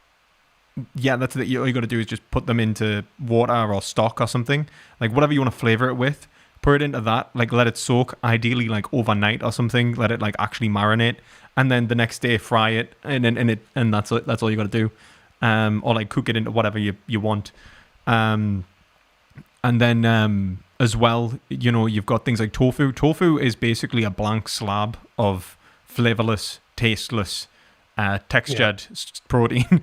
So you can just do whatever you want with that. Like if you want to coat it in barbecue sauce, if you want to like, you know, make a stock or something and it's a sponge. You can make it taste like anything you want. So whatever favorite flavors and stuff you have, you can make it taste like that. There are thousands of recipes online in the Discord as well. Actually, in the Discord you're in, there's a recipes tab. So just ask anyone that you know for help there. You can check out like online and stuff like that as well. There's some really great vegan channels. And as well, I need to mainly eat more fresh vegetables. I need to learn how to cook more, because it's like I can only eat stew so many times or tofu in something so many times. I just need more variety. I need more variety in my diet as well. But the thing is that, so would you say that you are committed to going vegan then? At least vegetarian. I don't know about vegan yet. Why not vegan? Because there's no point of vegetarianism, because the issue is that all the vegetarian industries require the death and suffering of animals. True. So long term, I should break this down. Long term, yes, vegan. Short term, just my explicit goal is vegetarianism. That's what I've explicitly committed myself to. But long term, I agree. The arguments against veganism aren't as convincing to me as the ones for veganism. Right. So why don't you? So would you say that like vegetarianism is just a stepping stone in your transition then? Yeah, I gotta set a realistic, explicit, concrete goal. Vegetarianism that's what I picked. So are you vegetarian now then? Like 95%, man. 95%. Okay. Well, try and break it down. Like I'll be vegetarian, I know. like, and then just have it so that you do actually. Because one of the worst things is that people get content where they are, and they don't actually make those steps to become vegan. And the problem is that like, I mean, I'm not gonna lie. A lot of like, so if you become vegetarian, you'll probably find that your cheese and milk consumption will just like an egg consumption will just go up, you know, to replace the meat, and then it ends up doing at least as much harm as if you had just kept eating the meat. So that is true, and that is also why, in general, when I try to figure out what to eat, I focus on what to eat more of, not just what to eat less of, because then it's very easy just to overeat the bad stuff that's left. Exactly. So do you have a suggestion for a good like vegan protein powder? Yeah, I'd say Viva Life. Right. So like I used to eat when I was doing like I used to work out a lot more, and I'm definitely gonna get back to the gym. I promise myself. But I used to eat like, you know, Optimum Nutrition, like PhD. I used to get like the like even the what is it, like the whey protein isolate, like try and like get the better protein stuff. Yeah. Like easier to digest, and yet still I'll have like some digestive problems with it. And you know, I've tried I tried casein, all of it really. I ate all of that stuff, and I am yet to taste a protein powder that is as nice as Viva Life salted caramel. I think that is genuinely delicious. Although I will say I've had soy protein powder that is being the most revolting protein I've ever had in my life. So yeah, sure. you can get ones that are good and ones that are bad. Obviously, people like different brands, but my favorite overall would be Viva Life. Is this one like pea and rice protein? It's like hemp and pea protein. It's actually fermented. It's actually fermented protein, so it's easier to digest. And I've never had any problems digesting it. I'll say that. Interesting. And it also comes fortified with things like, so for example, it comes with like turmeric and black pepper extract in it, so that it increases. So it's like anti-inflammatory. It has like some sort of like mushroom extracts and stuff like that in it, and it also tastes really nice. All right, yeah, that's the protein powder is the whey protein powder is one of the hardest things to get rid of, just because it's very, very cheap and convenient protein. Yeah, I'd say that Viva Life's probably more expensive on the side of like protein powders. It's probably, Yeah, but I but used to still, pay. I'll- I used to pay a lot for it. Like I used to pay a lot for my like whey because I used to get the whey protein isolate. Yeah. So I used to pay more anyway because I used to think that because like I think whey protein it like the protein to fat ratio and stuff like it's always a bit weird. And like sugar and stuff. So I used to. There's isolate versus concentrate. The concentrate has a bunch of sugar and stuff. Yeah. There's a lot of stuff to look into. Yeah, But I'll look at that. yeah, because even if it is more expensive, it's still going to be a relatively cheap vegan protein. Yeah, and if not, then like there is other brands. I'm trying to think of the other ones. I don't know what's necessarily locally available to you, but if you drop like some of the, are you in America by any chance? Yeah. Yeah. I'm in Washington. So if you're in Washington, there'll probably be some vegans in Washington, or in Yeah, I that think so, area. maybe. You know what I mean? So that they'll know like some of the more local brands or the like the things that you can get shipped to your area. But yeah, the nicest protein I've ever tried. I recommend either the strawberries and cream, Viva Life, or the salted caramel because they're both really nice. I really like those. I'm always kind of afraid of the salted caramel type flavors of protein powders. I But- know what you mean. I used to have birthday cake flavor. Sorry. Oh, no. Yeah, it's horrible. I don't want any of that. No, it's But horrible. yeah, I'll try it out, yeah. Yeah, and it's also someone actually just said, and it's heavy metal tested, so you're not like drinking Always lead. good. Yeah, so it's always good. But yeah, thank you very much for your time, man. Yeah, you too. And if you've got any questions, just drop us a line, and I'll do my best to help you. Sure will do. Thank you. Thank you, man. Bye. Okay. Okay, wait a minute. One of you was waiting. Ritik Rao, are you still there? What's your name on Discord? Because if you're there, I said I'd do you next.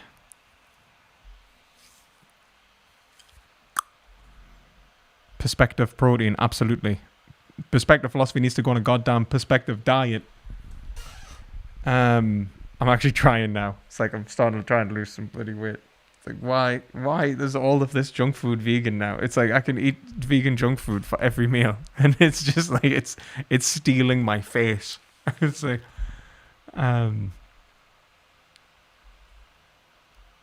okay. Ritik, are you there?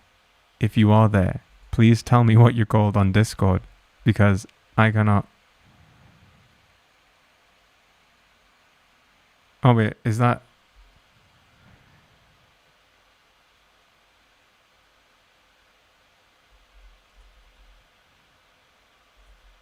Are you the guy that just waved at us in the chat, in like DMs?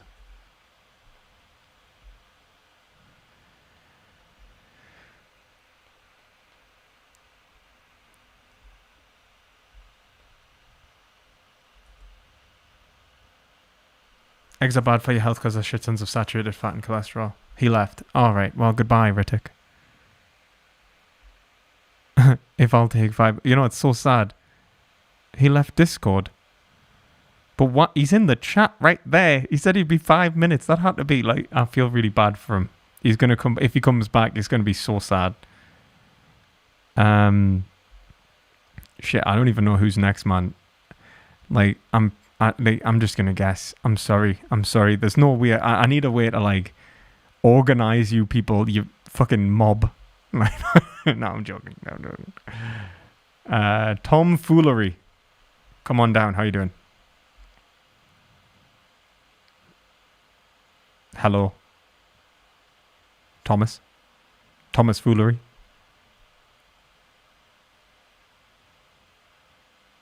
Hello. If you don't talk, I'm going to have to kick you, man. Tom? Okay, you're muted. There. I have to give you like 10 more seconds, man.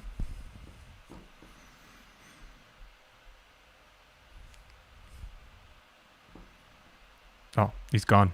He left himself, unless he's going to like rejoin. I'll see if he rejoins. If he rejoins, I'll just add him straight back in, because the man may be relogging in like desperate panic, just trying to get back.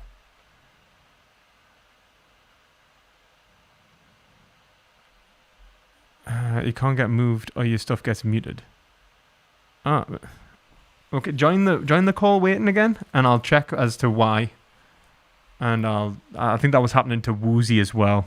I think that's what he was saying, like saying that every time he tries to speak, he gets muted.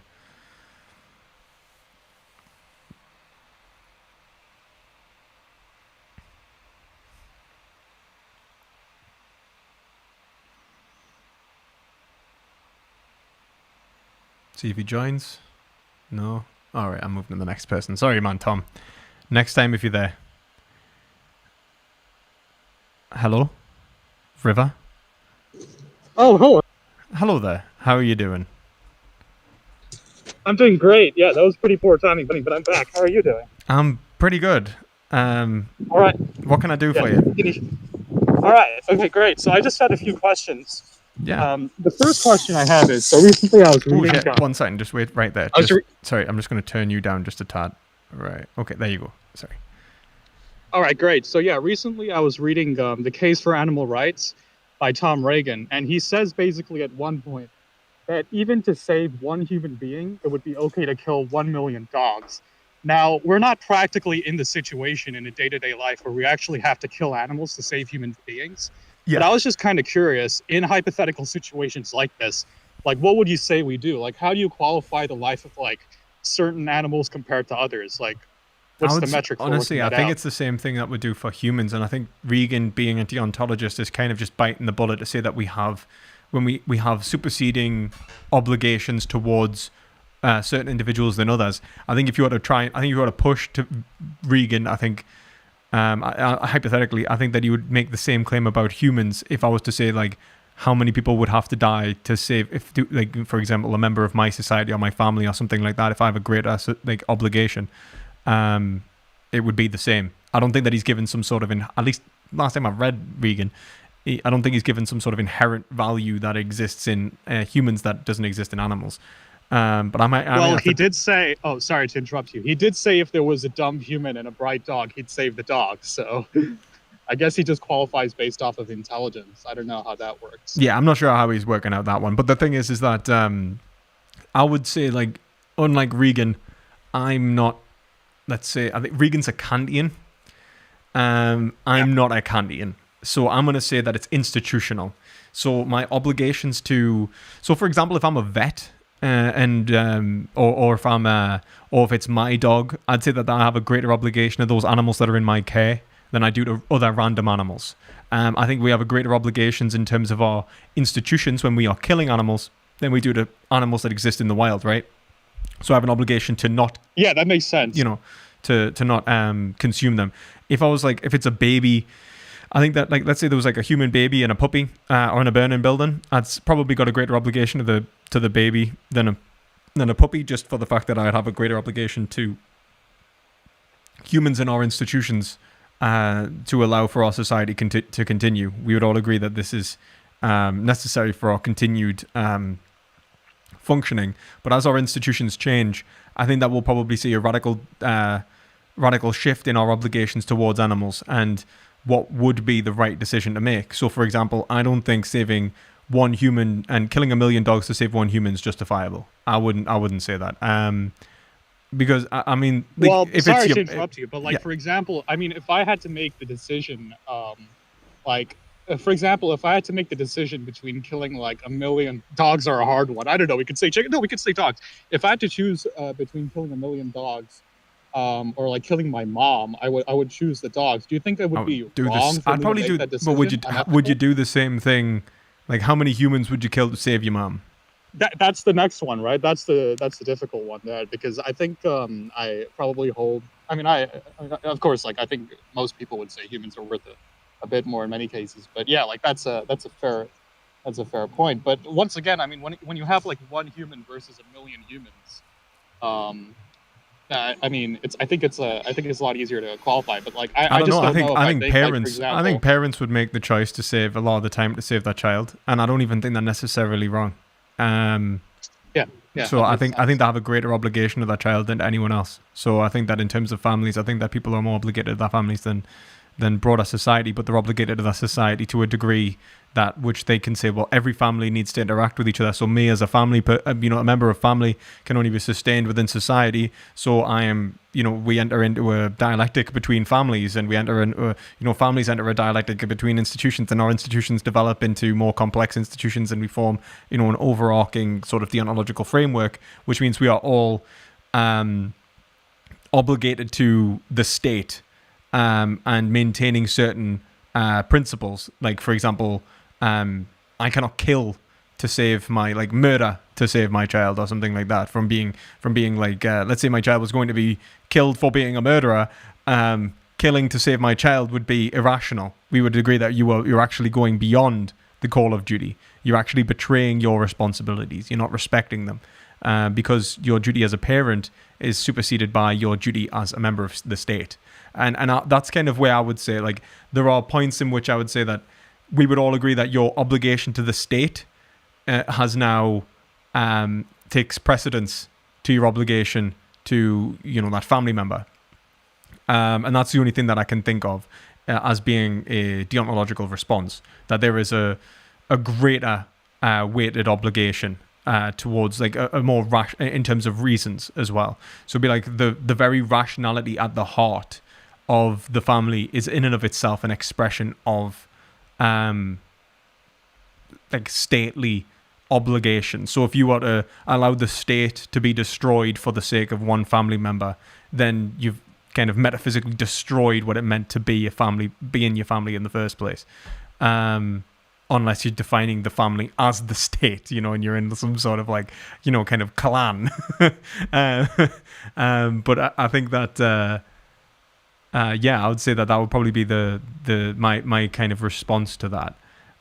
So I would say that there would be, you're more obligated. I would say that you're more obligated to save your family member's life than another person's life, 100%. But that obligation doesn't justify you allowing for the collapse of the family institution. Otherwise, it doesn't have any meaning in and of itself. So it has to be limited. I hope that explains. That makes perfect sense. Can I ask you another question, if that's all right? Yeah, go for it. Sure.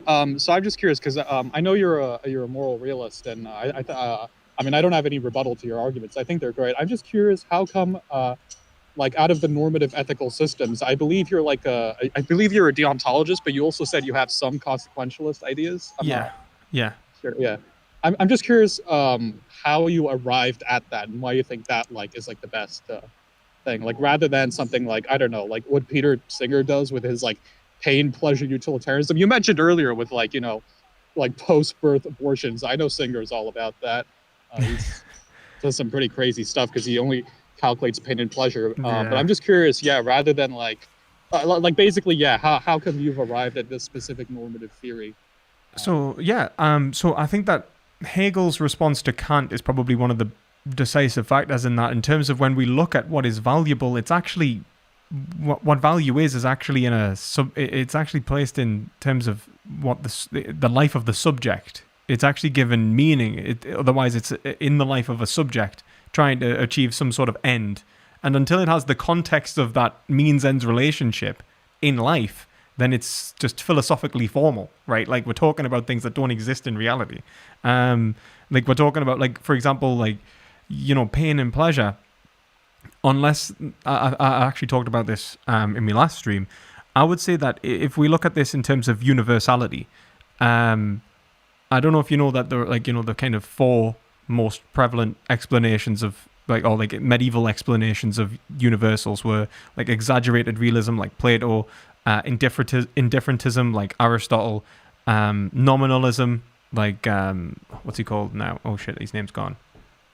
If you give me the E and I can't remember it, and conceptualism, like Abelard, right? And all of those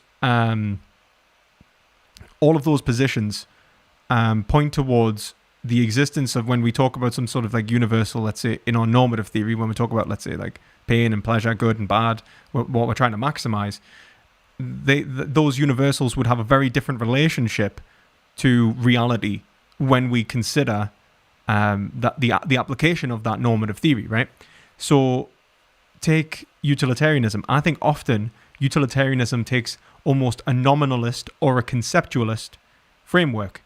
The pain is experienced by an individual.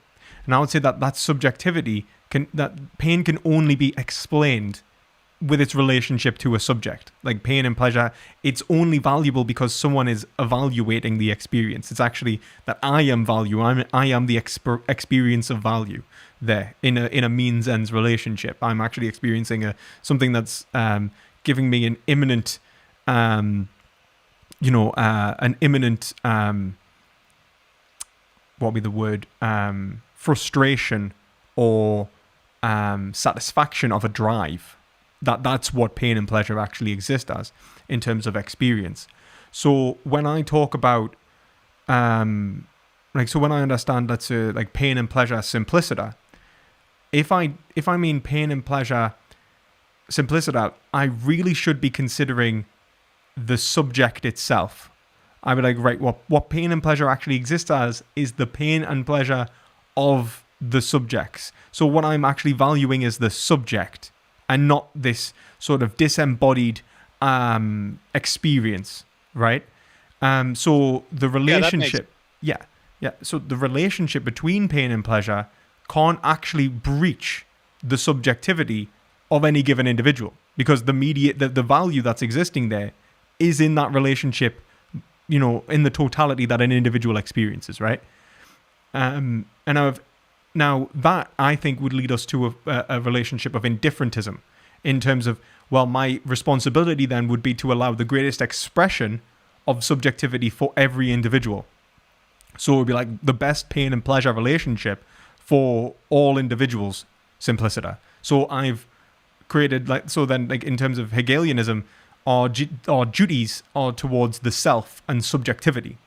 Now, utilitarianism, it seems, towards these sort of disembodied concepts.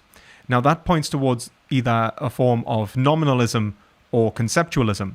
So nominalism meaning that these aren't actually one concept. Like the concept is actually just, it's not actually an object. There is no such thing as pain in reality. It's only pain by name. And so when I do these calculations, they don't actually conform to reality. No one, like I produce 10 utilitarian points, but those utilitarian points don't exist. I produce 10 goods, but they don't exist. The good is only exists in the mediated experience of subjects. So if everyone's unhappy, but I've made a utilitarian calculation that says that, well, actually this is better, then it's disproving my hypothesis. And it's the same thing with conceptualism. Conceptualism, like the production of a concept which exists as an object but only in the mind, separate from its application to reality, means that if I do plug this concept in to this my normative framework, that as soon as I get to applying it, it's not going to have any relevance to ethics as a whole. It's just a very interesting thought experiment, right? Yeah, that makes absolute sense. I mean, if like a lot of utilitarians, especially people like Singer, they say exactly what you talk about, like these disembodied sort of like pain and pleasure, where everything's just pooled together with like pluses and negatives, and they do evaluations like that. So that makes sense. So I guess I guess that makes sense. Thanks for that. Trying to think if there's anything else I was really. Well, he has a question. Are you vegan? Oh yeah, I have been since like February. Yeah. Oh well, that's great. I'm very happy to hear that. Continue doing that. Thank you so much for this, by the way. No problem. Well, see you later. I'm probably gonna have to move on to the next person to debate veganism. Oh yeah, of course. Yeah, sure. All right. Great talking to you. It's great talking to you. Thank you very much. Bye. Okay. I know you've been here. I have no idea what your name is, mate. Hello?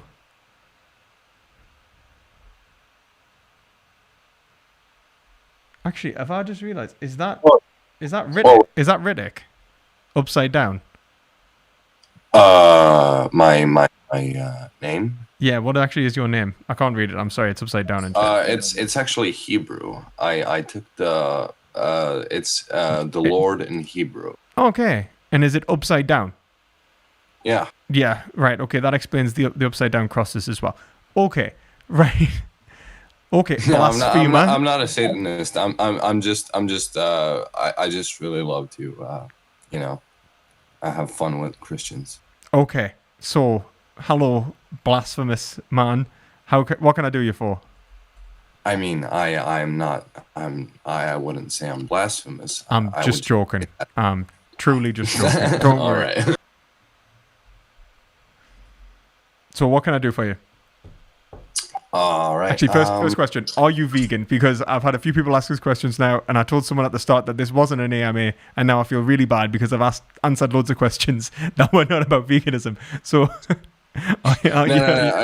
I'm not vegan. I'm going in the direction of vegetarianism, and it's all because of you. Just so you know. Oh, that's good. At least I'm glad that you're going the right direction, and obviously, I hope you know that veganism is the beginning and end, the beginning and conception. Was it the beginning and end of vegetarianism conceptually? That's why the name is actually vegan. So I hope you see vegetarianism as a stepping stone towards a vegan diet. Yeah, I do see it as a stepping stone. Actually, it's just that I do not know even how to cook. I do not know shit. I don't know anything. So it's like whatever you give me, like I'm gonna have to eat it because I cannot, Right. deal it for myself. But I'm trying to learn to cook, and I'm doing experiments and shit like that. So yeah, I'm going towards a good direction, I would say. I'm glad to hear it. What can I do for you? Do you need, before that, if you do need any help in terms of like learning how to prepare vegan food, learning vegan junk food alternatives and stuff from the guy before that. You said that there are recipes. Yeah. I'm gonna use that. That's sweet. And as well, like loads of vegan junk food, accidental vegan junk food. Talk to people from your area, that kind of thing. Anyway, sorry. Continue. Yeah. There could be a problem. Recently, I found out that my father is kind of a relativist, in the sense that he's a postmodernist thinking, and it's kind of like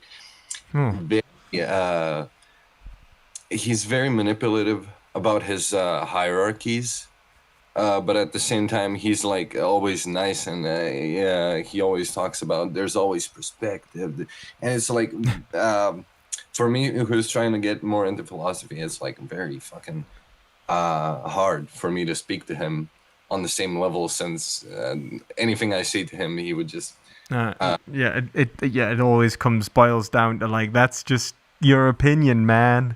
That's just your opinion, and I'm just trying to say, I was trying to tell him, all right, so I don't know if you're all right with my personal story. That's fine, go for it.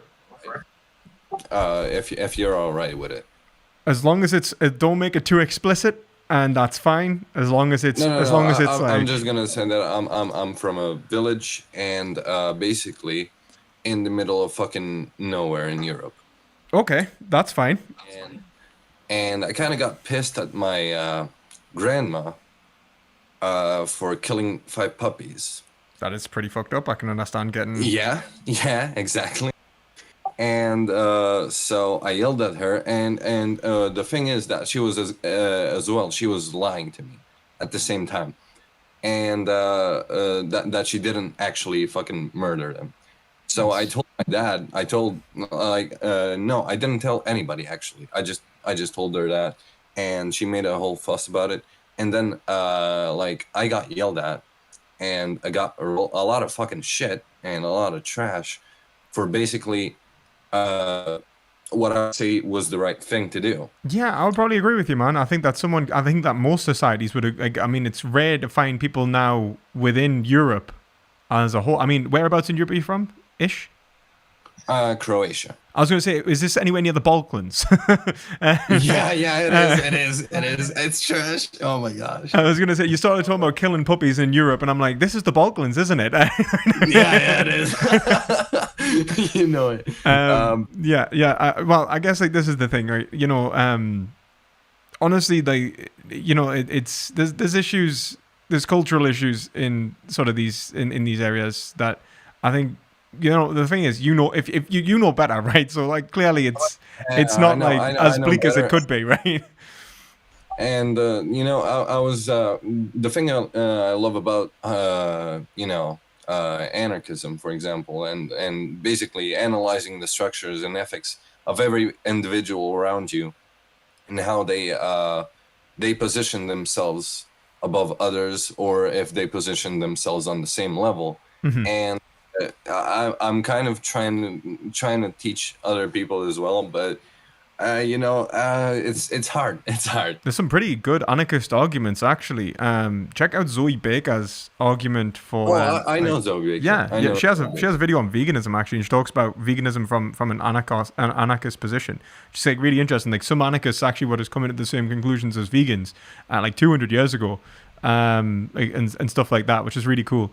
Anarchism, like to be entirely honest with you, I think I have problems sometimes with anarchists who see all forms of government as unjustified, like any form of like monopolization of violence. I would say that there are justified hierarchies. There are hierarchies. Like for example, the ship case. It's like a basic argument where you're on a boat and it's a storm.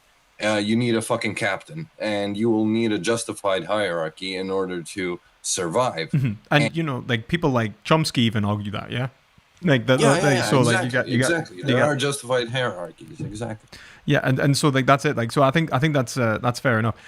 So you were saying anyway, like so after this happened, you got kind of yelled at for that. I think that's really shit. I think that like one, I think don't obviously, family pressure can be real shit.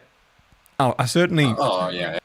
To aid you with the whole postmodernism, like arguing against postmodernism, I guess like kind of ask why he's like, so he's coming from quite a skeptical position, right? Like he's got to give a justification for his skepticism.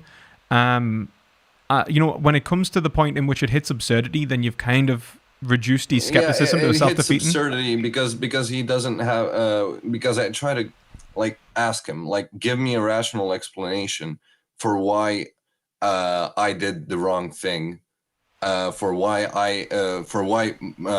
his mother, all right, so why grandma is right, and he would start talking about perspective all again, and it's bullshit. It's pure absurdity. Well, this is even just say like, look, what, like when you get them to the point in which why do you think you believe that truth doesn't exist, and they're like, and they try to say like, this is my position on why truth doesn't exist. You can show that any argument that really, goes against the possibility of truth, like destroys itself because there's no way to see whether that argument is actually true or not.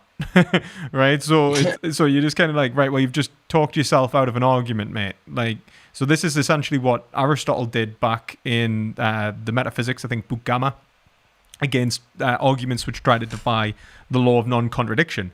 It's like, well, no, we have to accept the law of non-contradiction, because if we don't accept the law of non-contradiction, or any argument against the law of non-contradiction is going to depend upon the law of non-contradiction. It's so shit. That's a fucking hell. That's nice. So this is kind of like the arguments against absurdity. Well, if I accept absurdity, then it would be absurd to accept absurdity. So there's no reason I should believe absurdity. If it is true, then there's no such thing as truth. So it can't be true. So the statement itself cannot be truth apt. So it's not a proposition.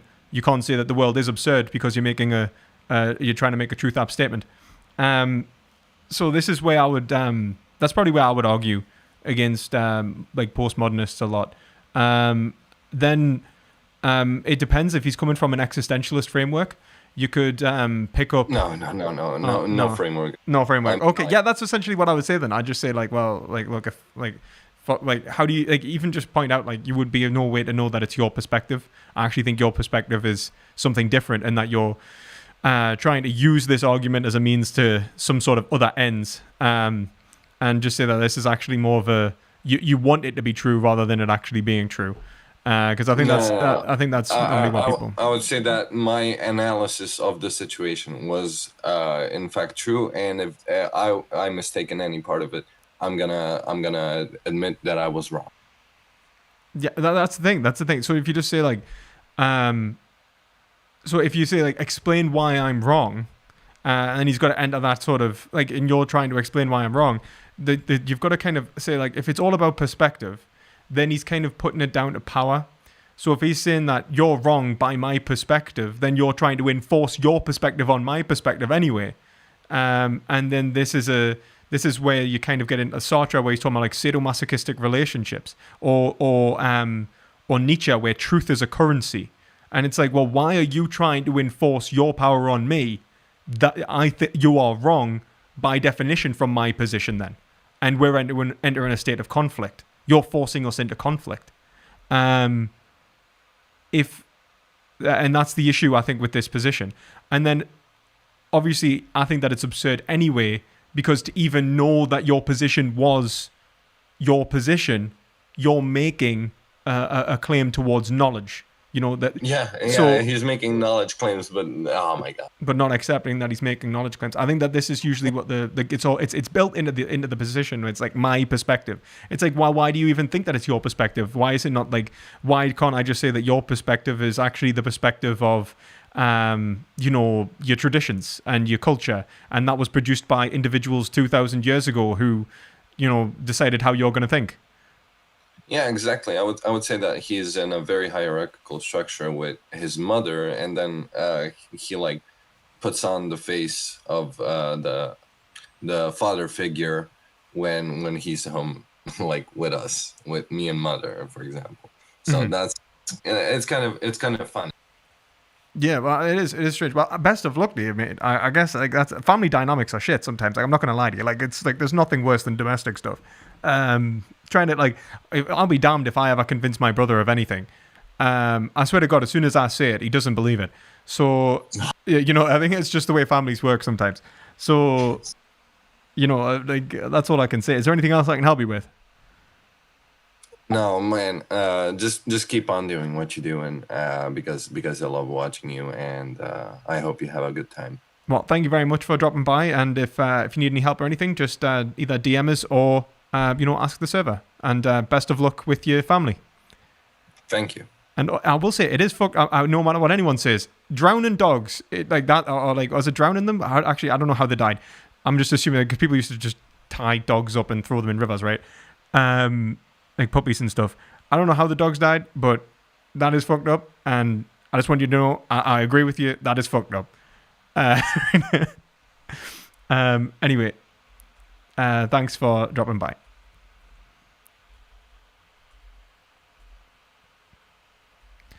Okay, I said I would call Tom Foolery because he's a streamer and he said that he wanted to chat, and I tried adding him in before.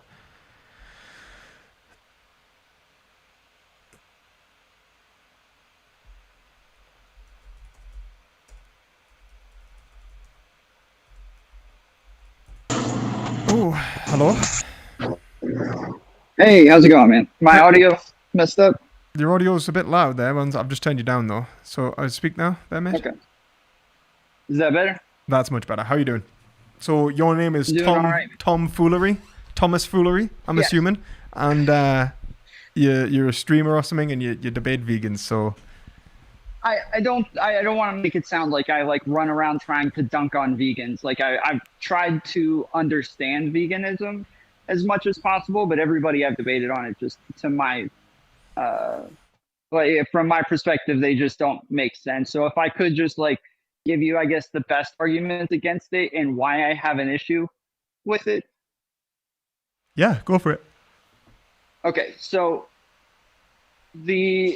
most people, I guess, say that like we should extend morality to dogs because that would be, or like animals in general, because that would just be the better thing to do. And then they move into like utilitarianism.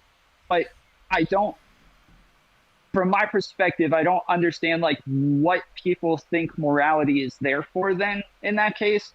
Like to me, we have morality so that we can all have a society together, so we can all live together. Like if we didn't have these rules or these like, boundaries, then we wouldn't be able to live in a society together. And so the more like ethics and morality that we build on, hopefully the more like harmoniously we can live together. So So you're a So social what- contract theorist.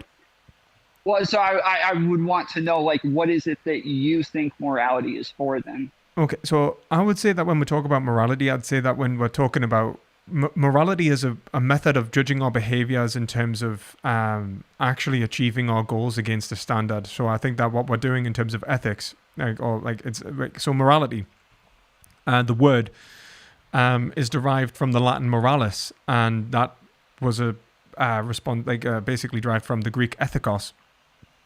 So that like the Latin origin of morality and the Greek origin of morality relate to what actually translates to pertaining to behavior, and it's a behavioral analysis whether we judge something as actually good or bad. Later, in terms of like the medievals and the development in terms of Christianity and onwards, morality started becoming known as like a noun, right? Where we start talking and people started taking almost an understanding of morality relating to some sort of thing which was good in itself, right? Like almost an object where you go and touch it and it's like, oh, that was very good. Or you talk about value sets where you say, these are my morals, right? And this relates to like the moral of the story. The moral of the story was X, but in reality, morality and ethics is an evaluative judgment of whether a behavior was successful in terms of a standard which exists in our experiences. And often I would say that relates to a subject means ends relationship. So when an individual actually tries to attempt to obtain some sort of goal, that becomes evaluable in terms of a function. So now I can say whether that was successful or not. Now, if I don't apply that, I end up what's called like Hume's guillotine, where when I try to describe morality as a noun and not a functional concept, Hume kind of pointed out that there is no reason to think this is good. Where are you deriving this goodness from? You're trying to derive an ought from an is. Now, the response is that no, oughts do exist already in our behaviors, in our natures, in what exists in reality.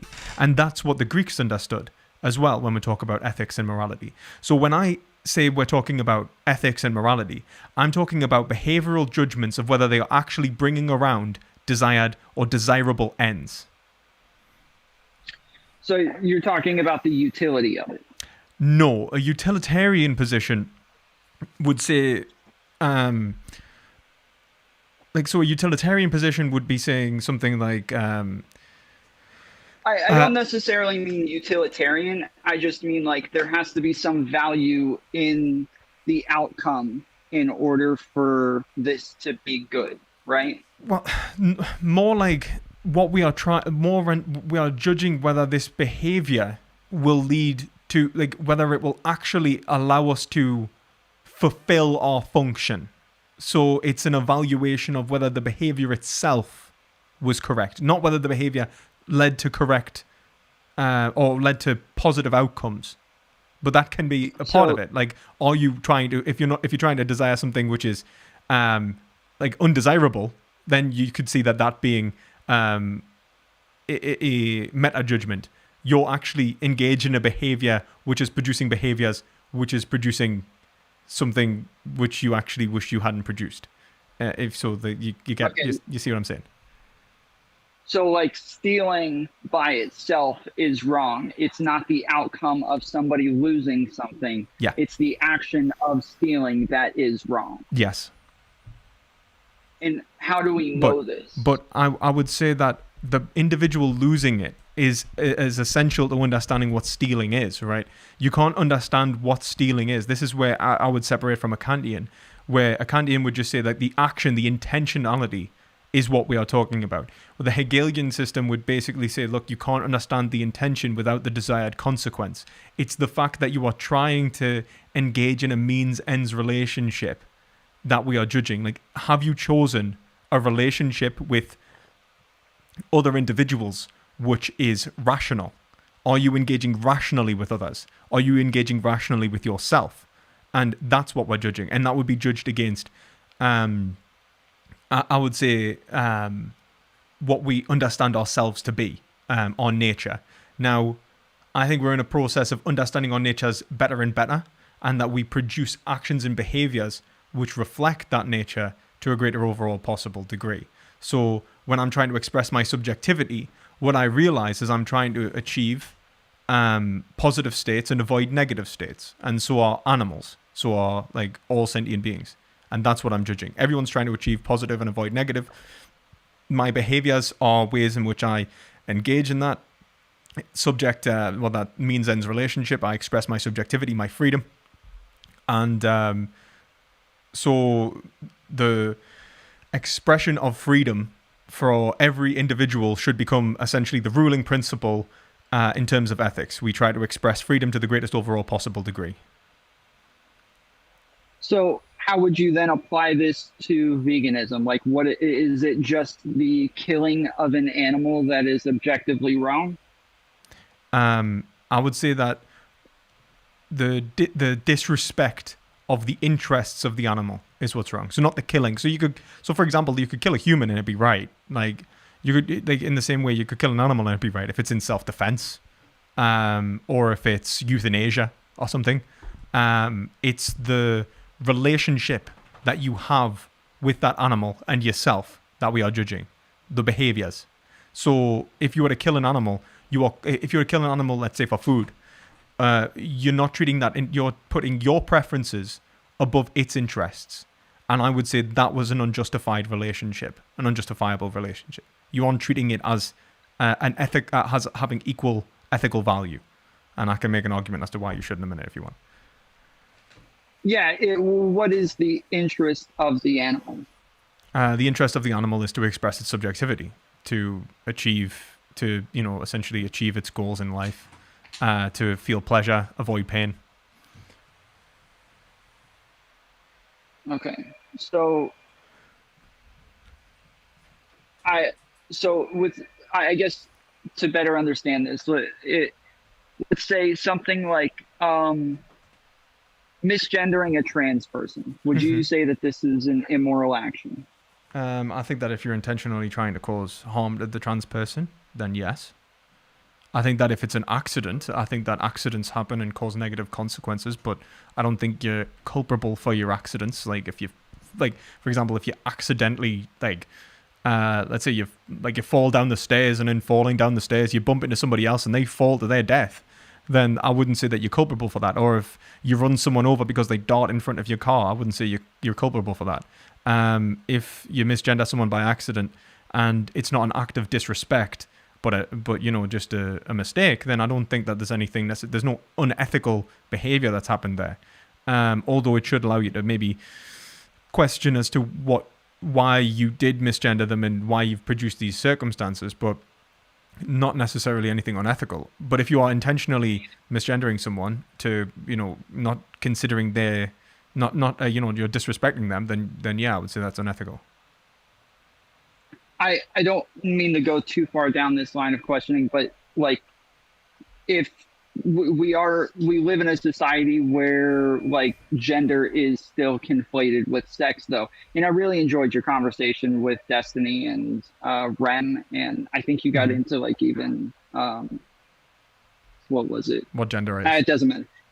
The gender conversation, and I feel as though if most people still think of gender as the same exact thing as sex, you're saying that there's an action that is almost inherently immoral, instead of saying it is the outcome that is immoral because it is hurting another person. So even if they believe that they aren't misgendering this person, it would still have a negative outcome that would make it immoral to me. One, I don't think that the majority of society does actually think that gender is conflated with sex, because you had people questioning gender roles but not questioning whether not questioning that sex. They're saying the roles that are related to being feminine, for example, what is a woman is not necessarily defined by X, and so that they're actually questioning gender, that institution of gender. The institution of gender fell into questioning without actually questioning the institutions involved with sex. But like let's say you could still have a society which was wrong, and you could take, like, so even if we accepted that, you could say, like, look, yes, actually the majority of people do think this way, but if we run the logic to its final course, then what we can see is this separation between what seems to be a performative function of an individual within society and what is a physical characteristic. And these have been conflated in ways which is forming conclusions which is irrational. And then you challenge your institutions, which is what I would say is actually happening, a form of institutional skepticism. Yeah, I mean, I think for the most part, I agree with you. Until I understood prototype theory, I suppose I didn't really agree with gender not being the same as sex. But in that case, okay, so to me, it's still okay, so it's the action that causes a negative outcome, not the negative outcome that makes the action immoral. But aren't those two the same thing in the end? I think it all becomes, I think it's all the same thing. The subjectivity of what we're discussing, like what we're evaluating is the expression of subjectivity. And that's the expression of subjectivity is judged by, did my behavior. So when I'm trying to, so it's like understanding that when I'm performing the action, I'm doing it with the intention of producing the consequences. So seeing the intentional state and the consequences as separate is the wrong way of understanding it, which is why I would reject, let's say, a purely like a Kantian deontological framework or a purely consequentialist framework, and I would point towards something like a Hegelian framework where there's an element of consequence in that, and it gives us an evaluative measure to judge our behaviors. It's like, did our behaviors actually lead to the consequences we were hoping them to lead to? And if we keep producing these behaviors, are they going to continuously, our intentions being what they are they actually doing what they're intending to do? Are we actually expressing our subjectivity, or are we only attempting to express our subjectivity and failing each time? Okay. So, and then just a minute ago, before we started talking about gender, I think you said you wanted to explain actions that would get in the way of an animal's interest. Well, I just think that any kind of act of frustration, so like anything that so for example, you kind of know this intuitively, when you beat a dog, it doesn't want you to do that. It would resist it. If you do the same things with cows, chickens and pigs and you cause them pain responses, you're actually hindering their subjectivity. The pain response comes with a natural reaction to flee, to avoid that negative stimuli. The will of the animal, or the subjectivity of the animal is the intentional states of, oh god, thank you for the follow, is directly related to the actions of the human. You harm the animal, it seeks to avoid the harm. You are, the interests of the animal are tied into its experiences and what kind of world it wishes to bring around, even implicitly. Animals act to bring around a means-ends relationship which ends in their physical satisfaction, right? They want food, water, shelter, comfort, the same things kind of physically that humans do. They just don't have the psychological complexity to want things like, I don't know, poetry and I don't know, they're not going to sit and watch existentialist films and stuff. Although I guess that would be a form of suffering for us all. But the thing is that they don't necessarily seek meaning in the same way that humans do, but they do have a subject-object relationship with the world, which tries to express their well-being, and I think that we can respect that. And in not respecting that, I would say that we're being irrational. Okay, so in killing them for food, we are getting in the way of their interest, assuming their interest to live. Well, not just their interest to live, but also their interest for other experiences. So when I was let's look at it like this: an animal has an interest in experiencing. We can observe that an animal has an interest in experiencing well-being, and it might not observe this, but we can see that the interests of the animal are to have continuous well-being for the greatest overall time, to the greatest overall extent. So an animal will live the best life, quote unquote, that it could live if its well-being exceeds its suffering for the longest period of its life. Okay, it would have expressed its subjectivity to the greatest overall degree. Now,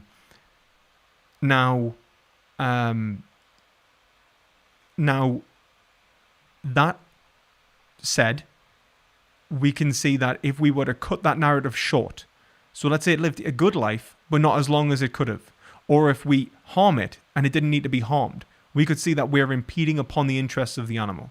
Now, the only reason that we would have to do that would be justifiable, was if the interests of the human superseded the interests of the animal. Now, I would say that that can happen in terms of a confliction in duties, where like, okay, if I've got to, kill an animal that attacks me, or something like that, fair enough. But if it's, a point at which I did not need to act this way towards the animal, then I'm using it as a means to an end. I'm treating its interests as subordinate to my own. I'm not recognizing them as inherently valuable. Their value is subordinate to the value that exists in my life, and I'm actually treating them as lesser. And that is an exploitative relationship. So I would say that in producing animals for food, when we can eat plant products, that we are exploiting animals. So then, can I assume that, if we didn't have farming the way we did now, everybody would just be vegetarians in the future? Well, I mean, I don't think vegetarianism is a good system either. So do you know what happens in farming which leads to animals suffering, for one? Well, I mean, there's lots of things, like them all being packed in together, like them all being not able to live in the wild, them, the way that they're shocked and herded in different areas, and then their eventual slaughter.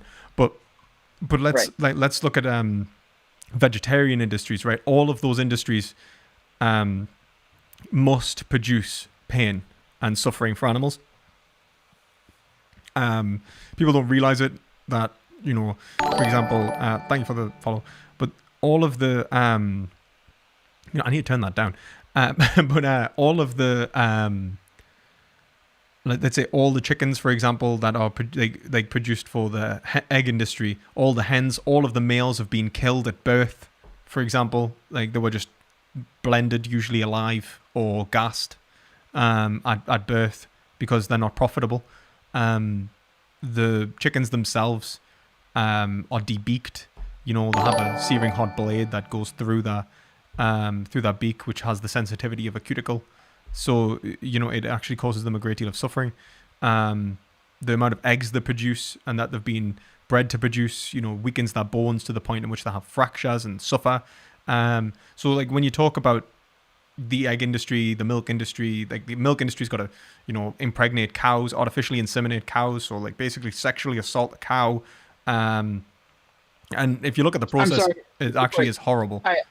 It's really quite brutal. Real quick, my question was, if we stopped doing all of this, then we would be vegan. Everything was according to you, then ethical, then that's when you would change to vegetarianism. No, well, that'll be veganism, right? So that's the difference. Vegetarians would consume milk, dairy, the dairy, eggs, those kind of products. Vegans would say that any animal product is unethical. So we stave away from all animal products like leather and so on. Vegetarianism is a conceptual half measure. It doesn't actually express subjectivity to a greater extent. It's not actually more ethical than meat consumption. It leads to the same consequences in terms of the expression of subjectivity as meat consumption, pretty much, if not sometimes worse even. So no, if everyone respected animals, we would be vegan. So if there's animals that die naturally, we still wouldn't eat those? I couldn't care less. If you find look, it's the same thing with humans, right? The only reason that we wouldn't eat humans is because of the harm that it would do to ourselves in terms of producing diseases, but also because of people's families and things like that. But if you look at Polynesian tribes, right, who used to eat each other when they died as a matter of respect, I don't think that they were doing anything inherently unethical. When they were killing each other and eating each other, that then there's a difference. But when they're just, eating each other as a form of death ritual, I don't really care. I don't think that's unethical. The only thing that's unethical about it is, for example, the diseases that are produced. But that's the same thing with eating meat in general. Like if you eat pigs and stuff, you have a real high risk of zoonotic diseases. So if you find roadkill or something like that, there's nothing unethical necessarily about that. It's the actual productive process that's unethical. It's not the actual consumption of meat. Okay, yeah, that's what I was saying. Okay, that makes sense. All right, well, I do have to run. I appreciate you calling me since I couldn't jump into line, but I will think about this and likely get back to you at some point. Yeah, so if you have any more questions and you do want to discuss veganism in the future, just let us know. And I would say, yeah, just go vegan, man. It's really quite easy. So take it easy anyways. Awesome. Appreciate it, man. Later. Bye.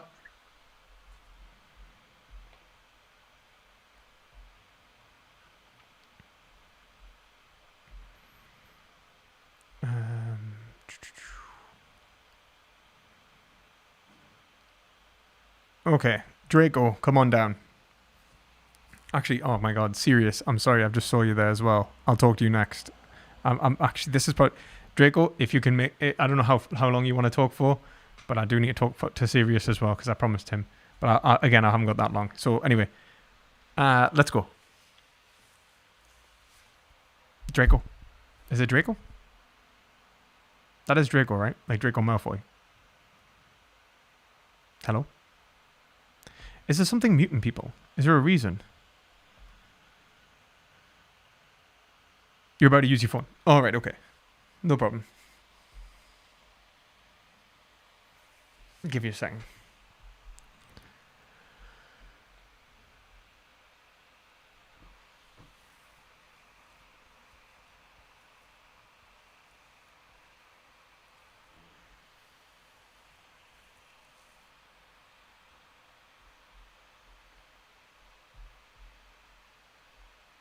Draco?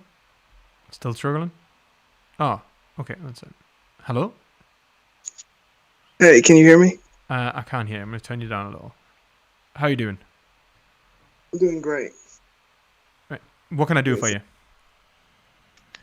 Yeah, so I am an undergrad student in political science and computer science, and I've been vegan for about almost 5 years now. Oh, well done. Well done.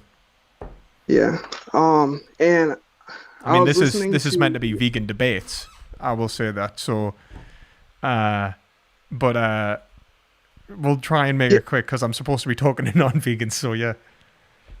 Oh yeah, well, it's about veganism. Okay. I wanted to ask you some questions about in relation to like philosophy and veganism, and the concepts of how we can conceptualize this like exploitation of animals and like the like overcoming of like the objectification to like the subjectification of animals, like animals becoming like something that's mutually recognizable in some senses.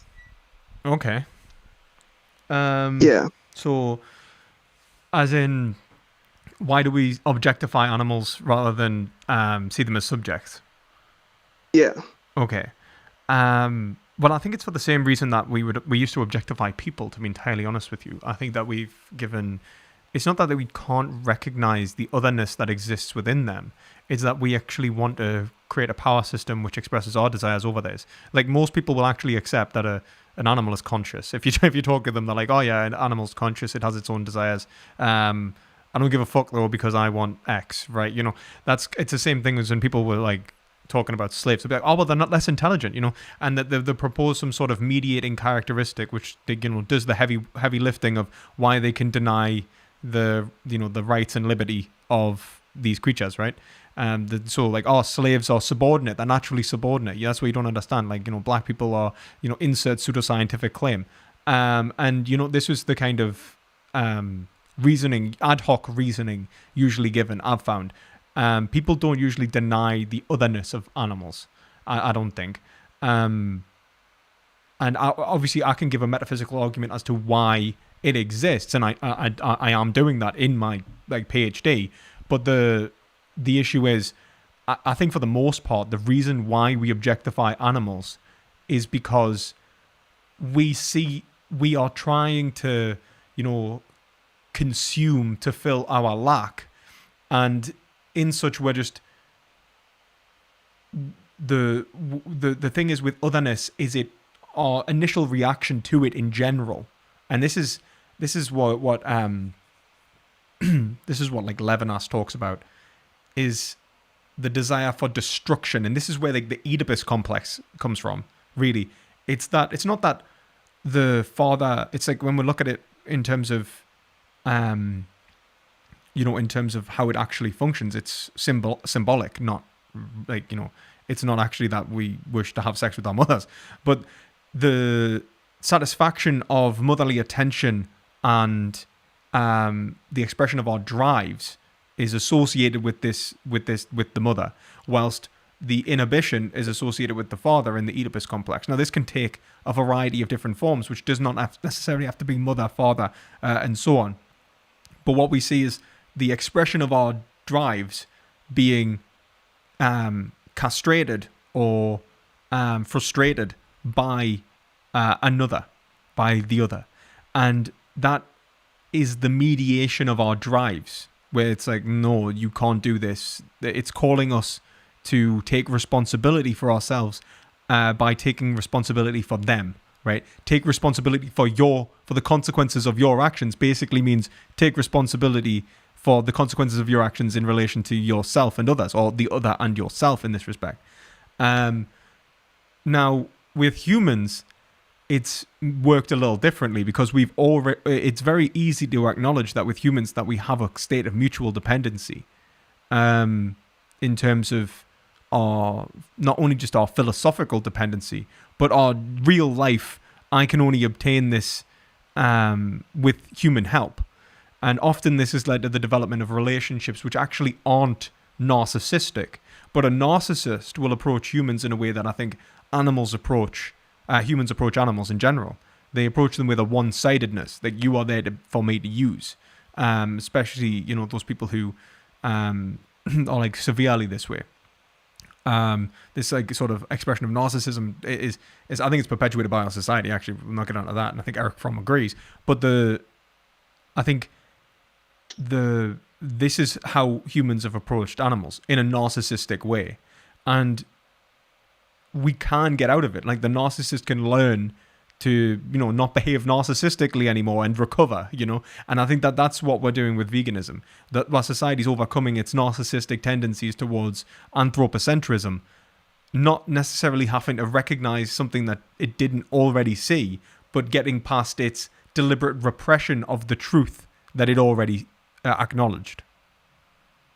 Okay, so let's take that concept of the narcissism. So when you hear the concept of the narcissism, it's like a specific way that desire like presents itself. It actualizes itself as that like narcissistic complex.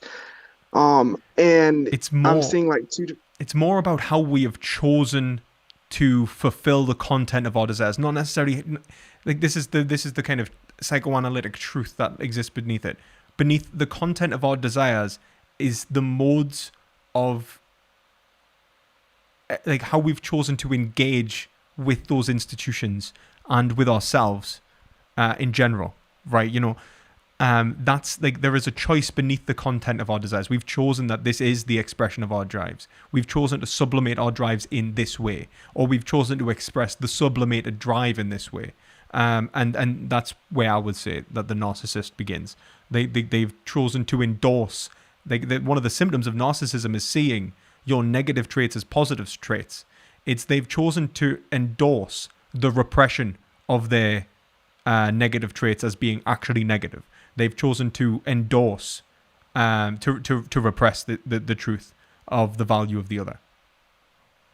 Okay, so if you have this endorsement of like the repression through this like narcissistic concept, the sublimation of this would require not like a direct confrontation with like the narcissistic complex, but would it like require like a new simulation in a sense? I would say that of like I think that you've sorry, finish. Sorry.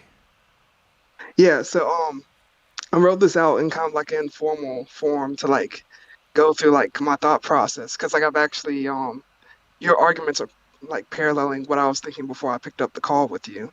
So I was That's thinking fine. like if you consider so like I've been reading some like phenomenology of spirit and Aristotle's categories, and Mhm. I've recognized like the first part of phenomenology is pretty much in parallel to the categories and so Oh forth. yeah, Like the man. Like Hegel's 100% an Aristotelian. I'm glad that somebody else is like picking up on that because I 100% argue this all the time. Like Hegel references, if you pick up the philosophy of nature, he references de anima. If you pick up the phenomenology of spirit, he talks about how Aristotle's a great philosopher.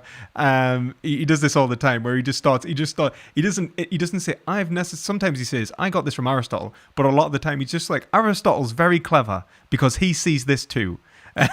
You know, and but it's like you read this in Aristotle. You got this from Aristotle. This is stolen. This is Aristotle.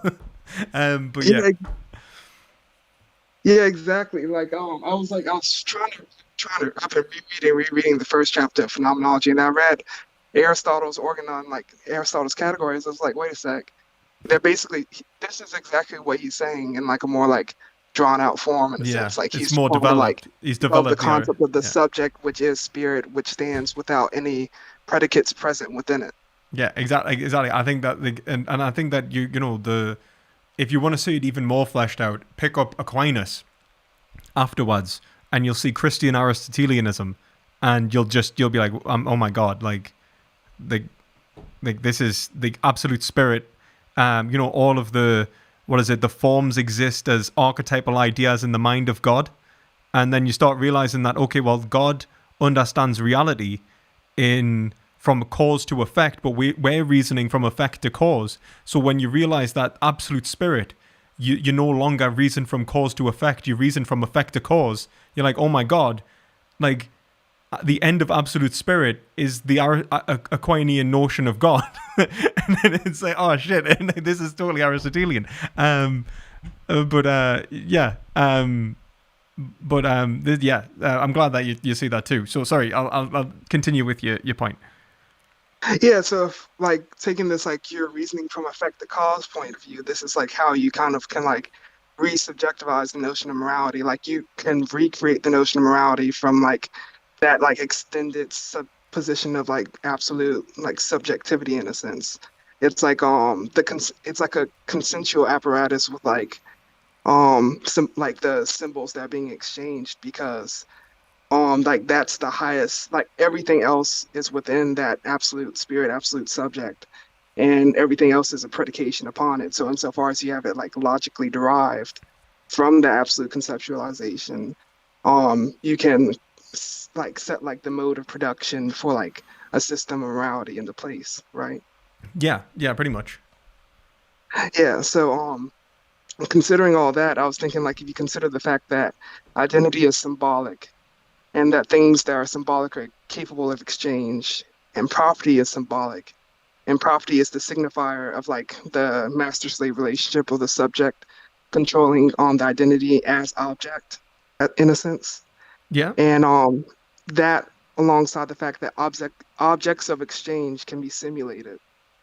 And a simulation and what is simulated is equivocal in the sense that you have the discrete predicates that are being simulated in a simulation. Then if a subject is also that which is predicated by objects, these objects are not present in the subject. Therefore, the subject is not present in these objects. And a subject can be used as a means to an end.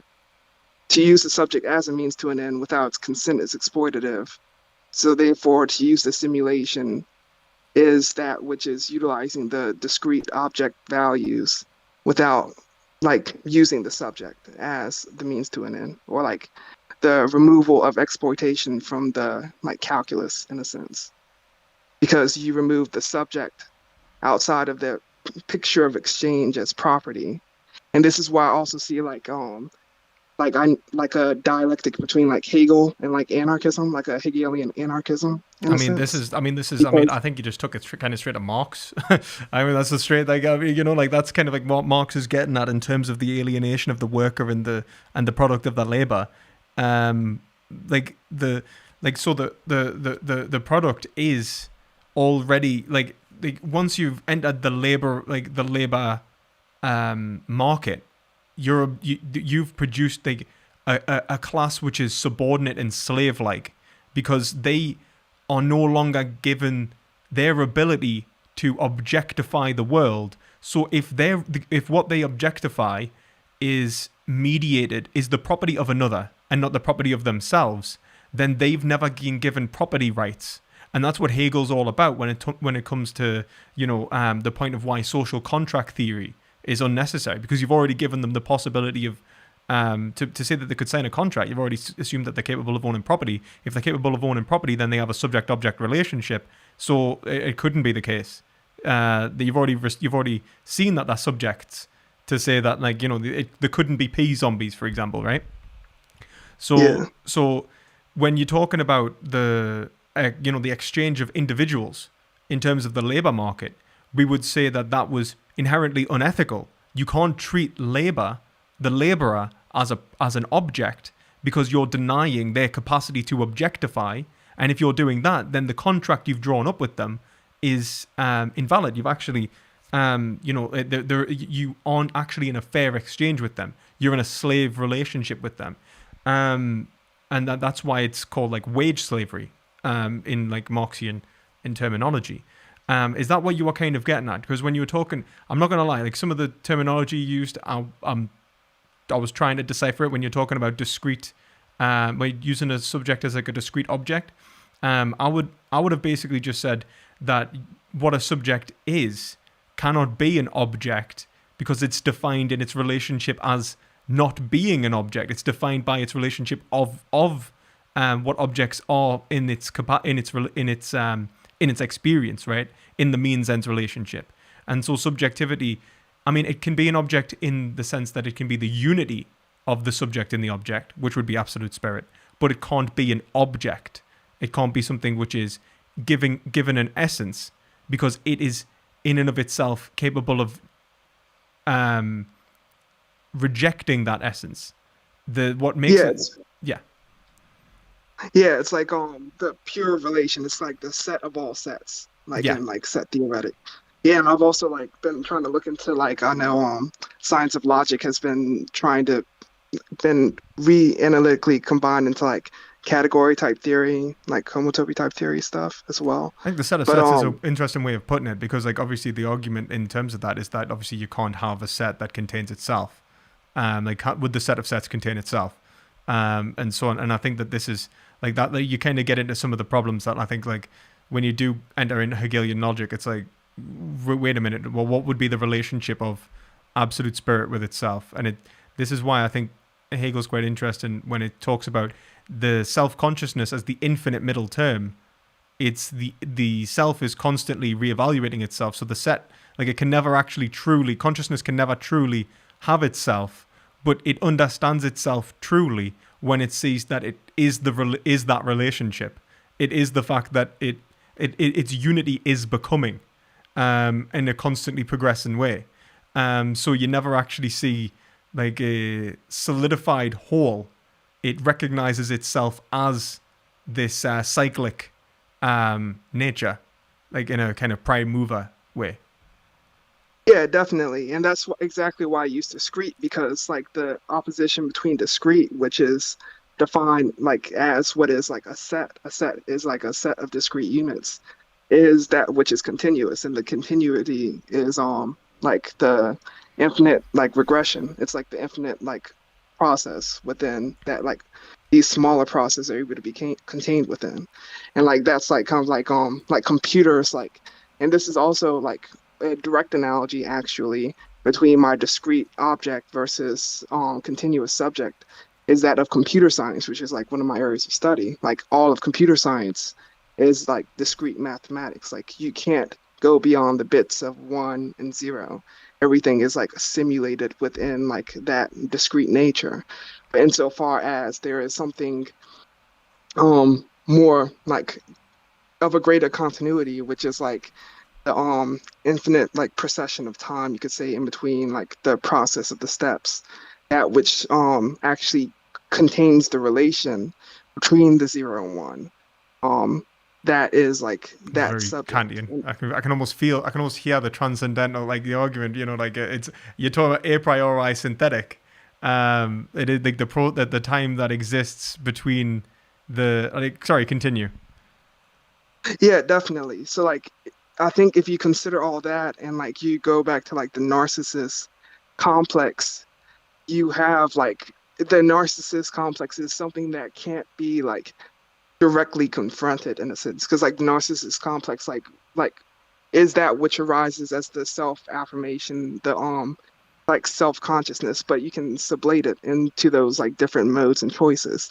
And going back to Marx, I think that like, whereas like in between Hegel and anarchism, you have like the Marxian line of thought, which is like the materialist like actualization of systems of production and distribution. Before we move on past the narcissist point, just it's like, let's see if I've got you straight there. So I think you'd be agreeing with me in that like the narcissist, if they were to confront their narcissism, they wouldn't confront their being a narcissist, because then let's say they did, like they decide to, oh well, I'm just not going to act like a narcissist anymore. They don't change. That wouldn't actually stop them from being a narcissist. They actually have to challenge the structure of the narcissism, which is leading them to continuously make narcissistic choices. It's not necessarily because you could have a narcissist that simply doesn't want to appear to be a narcissist, who's still a narcissist.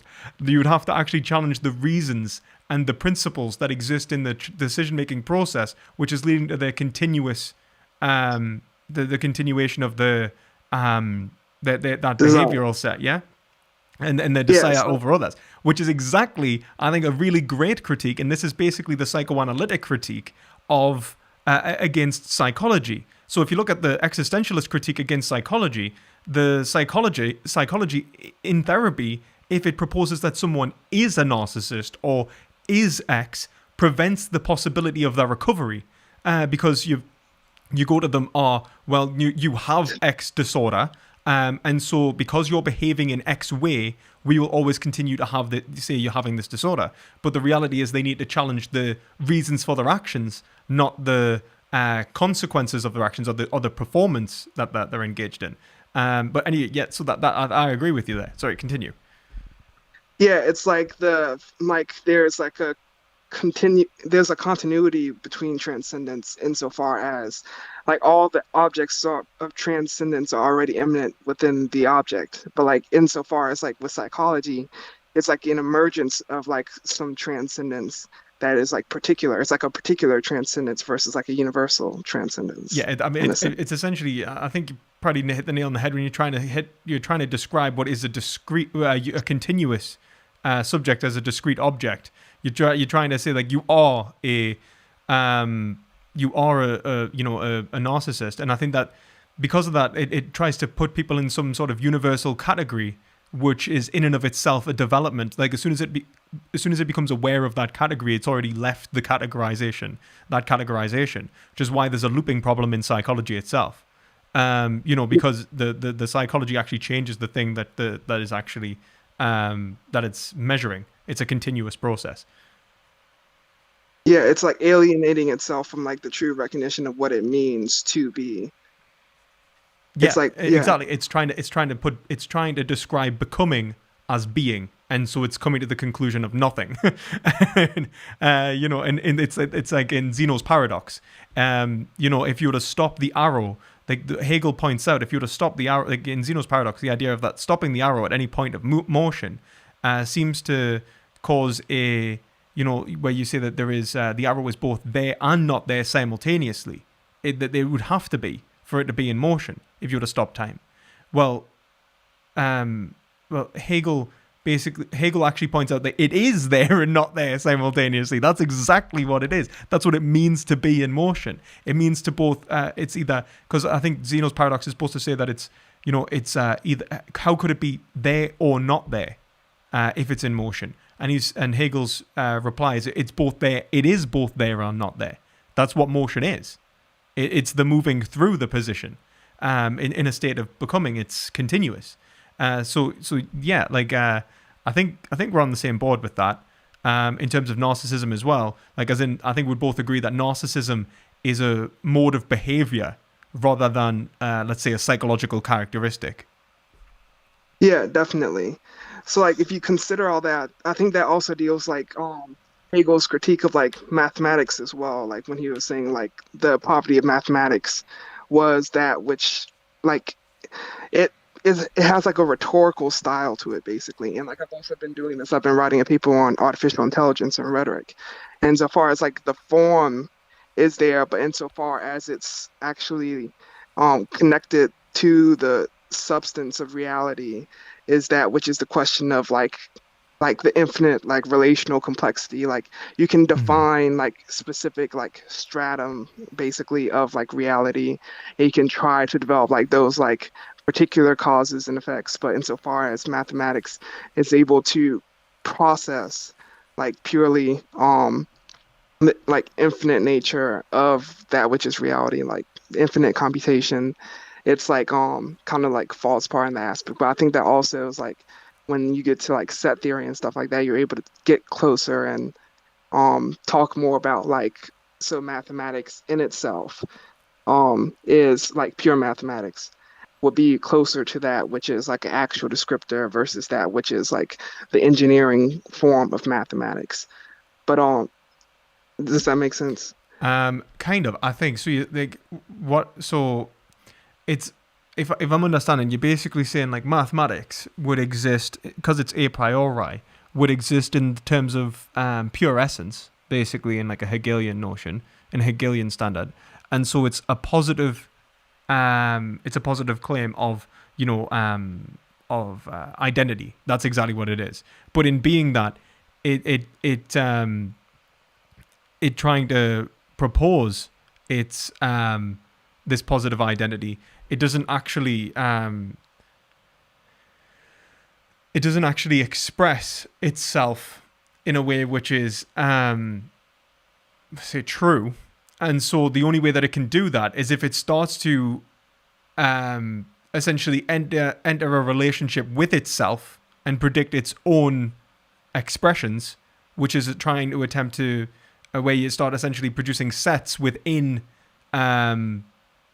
mathematics, and eventually you'll find that it's the final set in terms of what it's actually doing is essentially defined in terms of the sort of rule-based structure which it's now engaged in.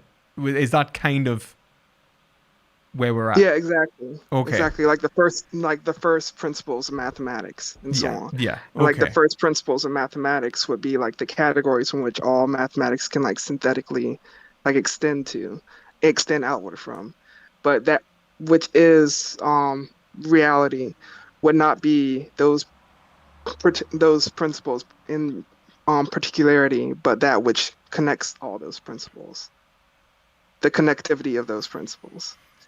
And so basically I'd say that. So like that makes sense, like as in so then you would actually say that, well, the reason like but then it would be what you're showing then is the function of mathematics in terms of the function of mathematics is essential to the definition of what mathematics actually is. And that'll be Aristotelian again, right? Like as in like the reason like the what mathematics is actually attempting to do is in a constantly progressing notion, which is why like mathematics is like can only be defined in terms of like its constantly attempts to define and understand reality in terms of its sort of a priori thinking. It's basically in kind of Hegelian terms, in formal terms, it's the thing thinking about itself, right? Like it's the a priori thought process analyzing its own thought process infinitely. And so you end up with this, like when we talk about the development of first principles, you would actually see that it's an infinite process of development around what ought be the function of mathematics. And so you end up having to use something outside of mathematics almost to metaphysically describe what's actually going on there. You talk about mathematics as a cyclic continuous process. Yeah, so like then you get into, I think, like the concept of judgment as that which stands outside of mathematics. Like I think you get like the concept of beauty or pleasure, like pleasure principles and so on, like as that which is like being that enjoys beings, like in kind of like a more Well, I would agree. I think you get this with any epistemological field. In fact, I would say that all functions that, so in an Aristotelian sense, so like I saw someone try to argue that, for example, they were talking about, let's say, like the functions of like kind of getting stuck on natural law, because they were like the function of a car, and they were saying like, so it would be wrong to use a car like X, and it's like, wait a minute, no, you misunderstand. Like what we define car and what we're choosing to define as car is imposing a function, and so the actual choice when we're talking about and I think this is the movement from Aristotle to Hegel. It's the recognition that what is natural is actually developed through spirit. So nature doesn't actually come first. Spirit comes first. And through spirit, we gain the philosophy of nature. So that's why it's the science of logic, the philosophy of nature, then the philosophy of spirit in the encyclopedia, because the philosophy is what allows for the development of nature, which is a part of spirit.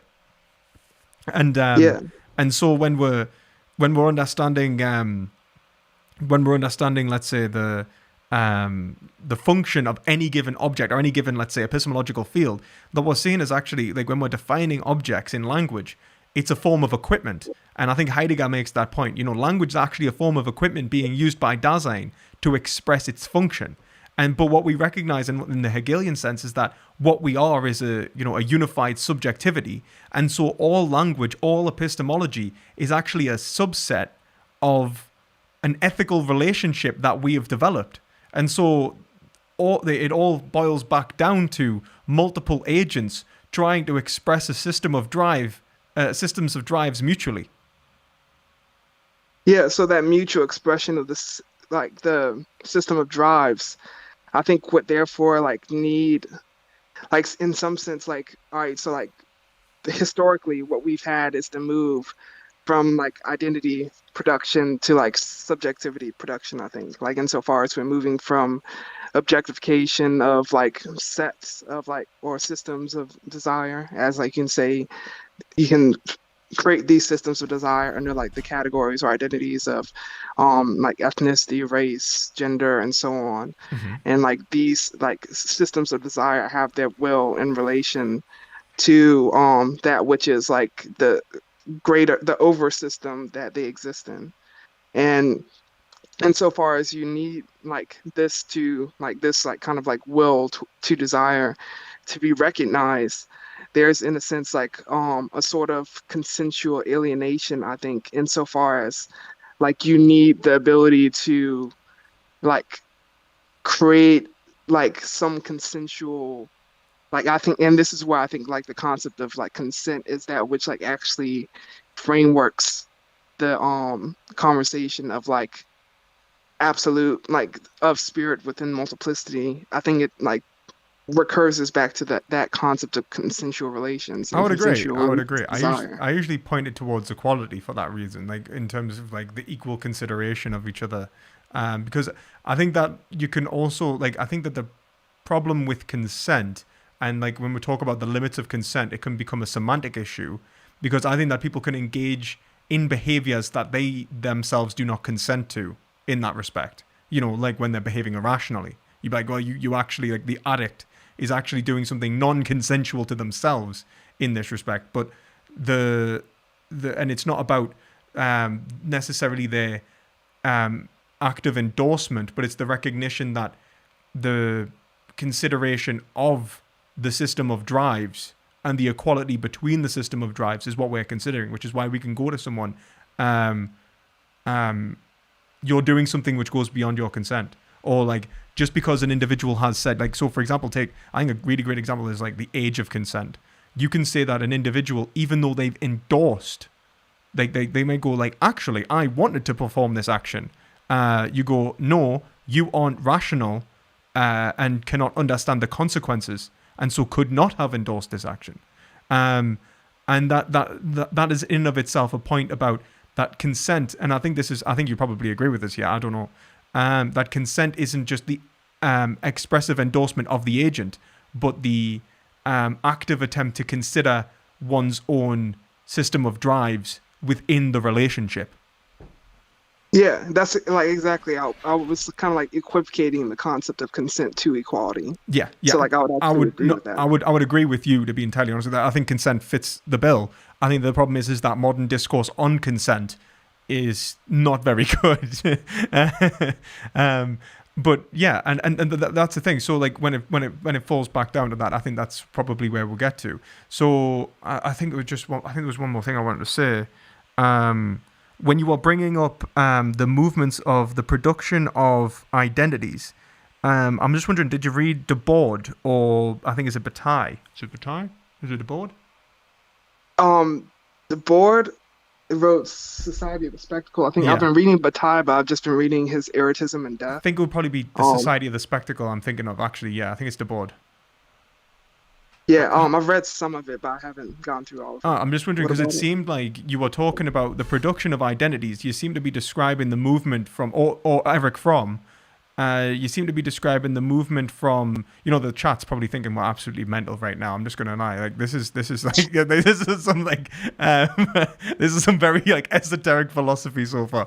But the movement from being to having to, appearing. And, Eric Fromm wrote the book, what is it? The Art of Being, precisely for this, trying to move back to this notion of actually trying to establish ourselves as a subject again, like actually establish like some sort of notion of identity.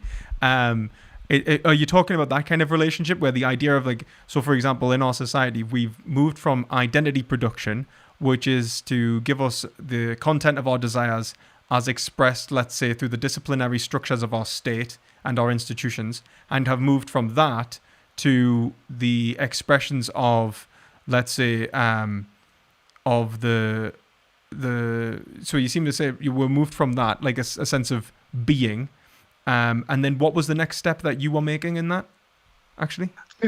Subjectivity production. Like, you can kind of consider it kind of like, I have like a bare bones form of this, but like from Foucault, but you can consider it kind of like Foucaultian subjectivity production in a sense. That would be the disciplinary structure then, like the production. Yeah. Right. Okay. So I see. So you're saying like, so we would go from a state in which the identities that we were producing were being used to facilitate the drives of the given individual, but then we now produced individuals to facilitate the drives of another individual, and that becomes like the disciplinary structures of our institutions, which are conditioning our drives in order to fulfill the interests of a class of individuals. Yeah, definitely. And like, okay, I've tried to like build on top of this, and like this is getting back to veganism once I get through this next level of theory. But so like with this like disciplinary society, you can kind of consider it as like going from 0 to like 1, in the sense like you start as like the subject, like if you're a subject that's entering like school or like any of these like ideological or control apparatuses, whatever you want to call it, like ideological state apparatus if you want to go like Althusserian, or but regardless, if you're entering the system that like ends up being like a disciplinary society, you have like these forces that are considered like the individual responsibility, and that is something that would the fulfillment of that comes simply from like relations to like some inner will or inner force, but that leaves out the like systemic force that would exist also in relation to their relation, because they are regardless of how the system produces them in the society, there is still the like overall production of like what the subject actually is, like the subject's actual system of desires, because the ideological state apparatus is a repressive apparatus insofar as it doesn't allow for the free flow of desire. But is it just, this is the thing. I think that the ideological process is not just repressive, but it's also expressive. That's the issue, right? Because once you give the individual, and I'll actually make this point about, relating to that sort of Foucauldian system, what Foucault recognizes is that the individual is only able to express themselves within this ideological format. Remove the ideological format and they basically fall into a state of absurdity. They don't know actually how to express their desires. They can't think outside of this normative system. So not only are the people, like, when you've produced this subject, they are the subject in the sense that the concepts that they've been given are the modes and mental instruments they can use to develop new modes of thinking. So the normativity is self-perpetuating, but or at least like self-developing, but also the actual production of this normativity isn't necessarily the problem. Obviously, it's the source, the hegemony of this, right? Yeah. And so the individual in a Hegelian framework, I think would need to just simply recognize themselves as they are. Like, as in, like, for example, the slave must see themselves or like the laborer, actually, because Hegel doesn't actually really reference slavery so much. He actually referenced the bondsman, right? Or the bondsman needs to recognize themselves in the role of being a bondsman and then work on changing it. It's not like they can snap out of it, right? So there has to be somewhat, not necessarily, the removal of repression can only come from the individual taking responsibility from themselves. And it's this... and that is the individual actually freeing themselves from the bonds of tyranny. It's more of an ideological progression within the individual, which leads to material action, rather than, let's say, like, all right, the oppressor's dead. Do what you know what I mean. You're still going to be oppressed unless you challenge that system within yourself. The issue is that what happens when the oppression utilizes the very system of subjectivity which was given to you, right? So rather than, if you give people, let's say, if you formulate individuals who think in such a way as they will actively oppress themselves as an act of self-love, then you've created ideological bonds that I think Foucault's really getting towards. And I think that is perpetuated in, even more so in Deleuze, right? You've got people who... you remove the disciplinary framework, and all of the discipline stays and exaggerates itself in the society of control within the marketplace.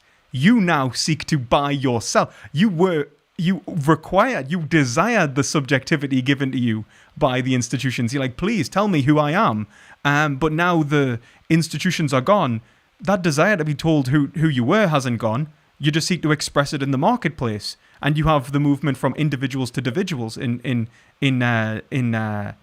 Deleuze. And this is where I would say it's the movement from having to being to appearing in Debord as well. We seek to appear to each other to be the expression of subjectivity from which we were already. We've enslaved ourselves to the eyes of the other long before.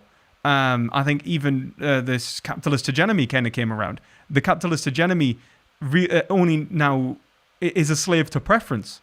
And if you look at Amazon and the way that it works, the subjectivity of the expression of this sort of perverse self-interest, this kind of like narcissism, has become the goal of the state.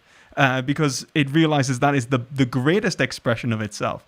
The actual trying to force production was far less efficient. Yeah, exactly. I think the controlled society is still, well, like in the material conditions that we see it today, it's still trying to force production insofar as moving 0 to 1 instead of trying to bring 1 towards 0 and then making that 0 1. So like I'm giving an example of this. Like I think this is why like you have like the need for like these like public service systems, right? So like let's just take like universal health care, for example. Or like yeah, universal health care. This is a great one. So like the health is an object of like subjectivity. Quality would be something of an object of like quality of like a of an object. So I think that the expansion and the universalization of these different systems, like a health production system, towards these like subjects that enter as like a zero, like that have to like reveal that their worth to the system in order to move along in whatever like framework, that whatever tendentiality they had, or else they'll be like negated into like a lower ranking or differentiated framework than that from which they had in particular. I think that in order to truly like and like I've seen like some people kind of like take this like the completely like reverse way, in the sense that like therapists or like cops kind of way, or like the health apparatus is like disciplinary in the fact that you have to remove yourself from it. But I think that we need to continuously try to return that system to the individual, to like make them an individual in order so they can continue moving their value along the route that they wish. But I think this also must be expanded into like the creation of a new class of individuals or subjects that are the animals, and therefore we need to have like new public systems of like management that deal with like, so like really good example, a concrete notion that actually affects us as well, is that viral production is something that's greatly intensified in concentrated animal farming operations. Mhm. And the possibility of transmission is also in relation to of like diseases into humans, is also in relation to how much we know and are able to keep track and just like stabilize those viruses and stop them from dynamically producing themselves and possibly tapping into the quality that allows them to transmit themselves into humans, Yeah. to humans. So I think like insofar as we need to continue to produce our own subjectivity, and like thus like negate like viral production, we must also start like subjectifying all the different organisms, like, and like we'll probably start from those that are closest in identity to us and like expand outwards, just like that's generally how it seems like It's things have happened over. moved Yeah. historically. I would probably agree. I think I would agree. I'm actually making a very similar argument in my PhD, actually, right now, about how the lack of a concrete relation between the self and the self is what's causing the issues that we see today in modern ethics, because of the one-sidedness of the notion of anthropocentrism. Because like the subjectivity that exists in anthropocentrism is trying to express its desires in a way that's so one-sided that it's not considering the interests of the animal, and in not considering the interests of the animal, it's also disregarding its own interests as the human. It's ironic, and this is the what Hegel talks about in terms of the irony of the subjective, right? Where if you found substance on accident rather than if you found the notion on accident rather than substance, you are going to end up with some sort of irony or some sort of self-destruction. You're never actually going to obtain truth, or they'll actually obtain truth. So in that respect, you kind of see the fact that when we try to consume animals for pleasure and yet are met with a self-destructive mechanism which is destroying our own habitat, and in our attempts to self-satisfy, we're actually enacting in self-destruction. This is the irony of it.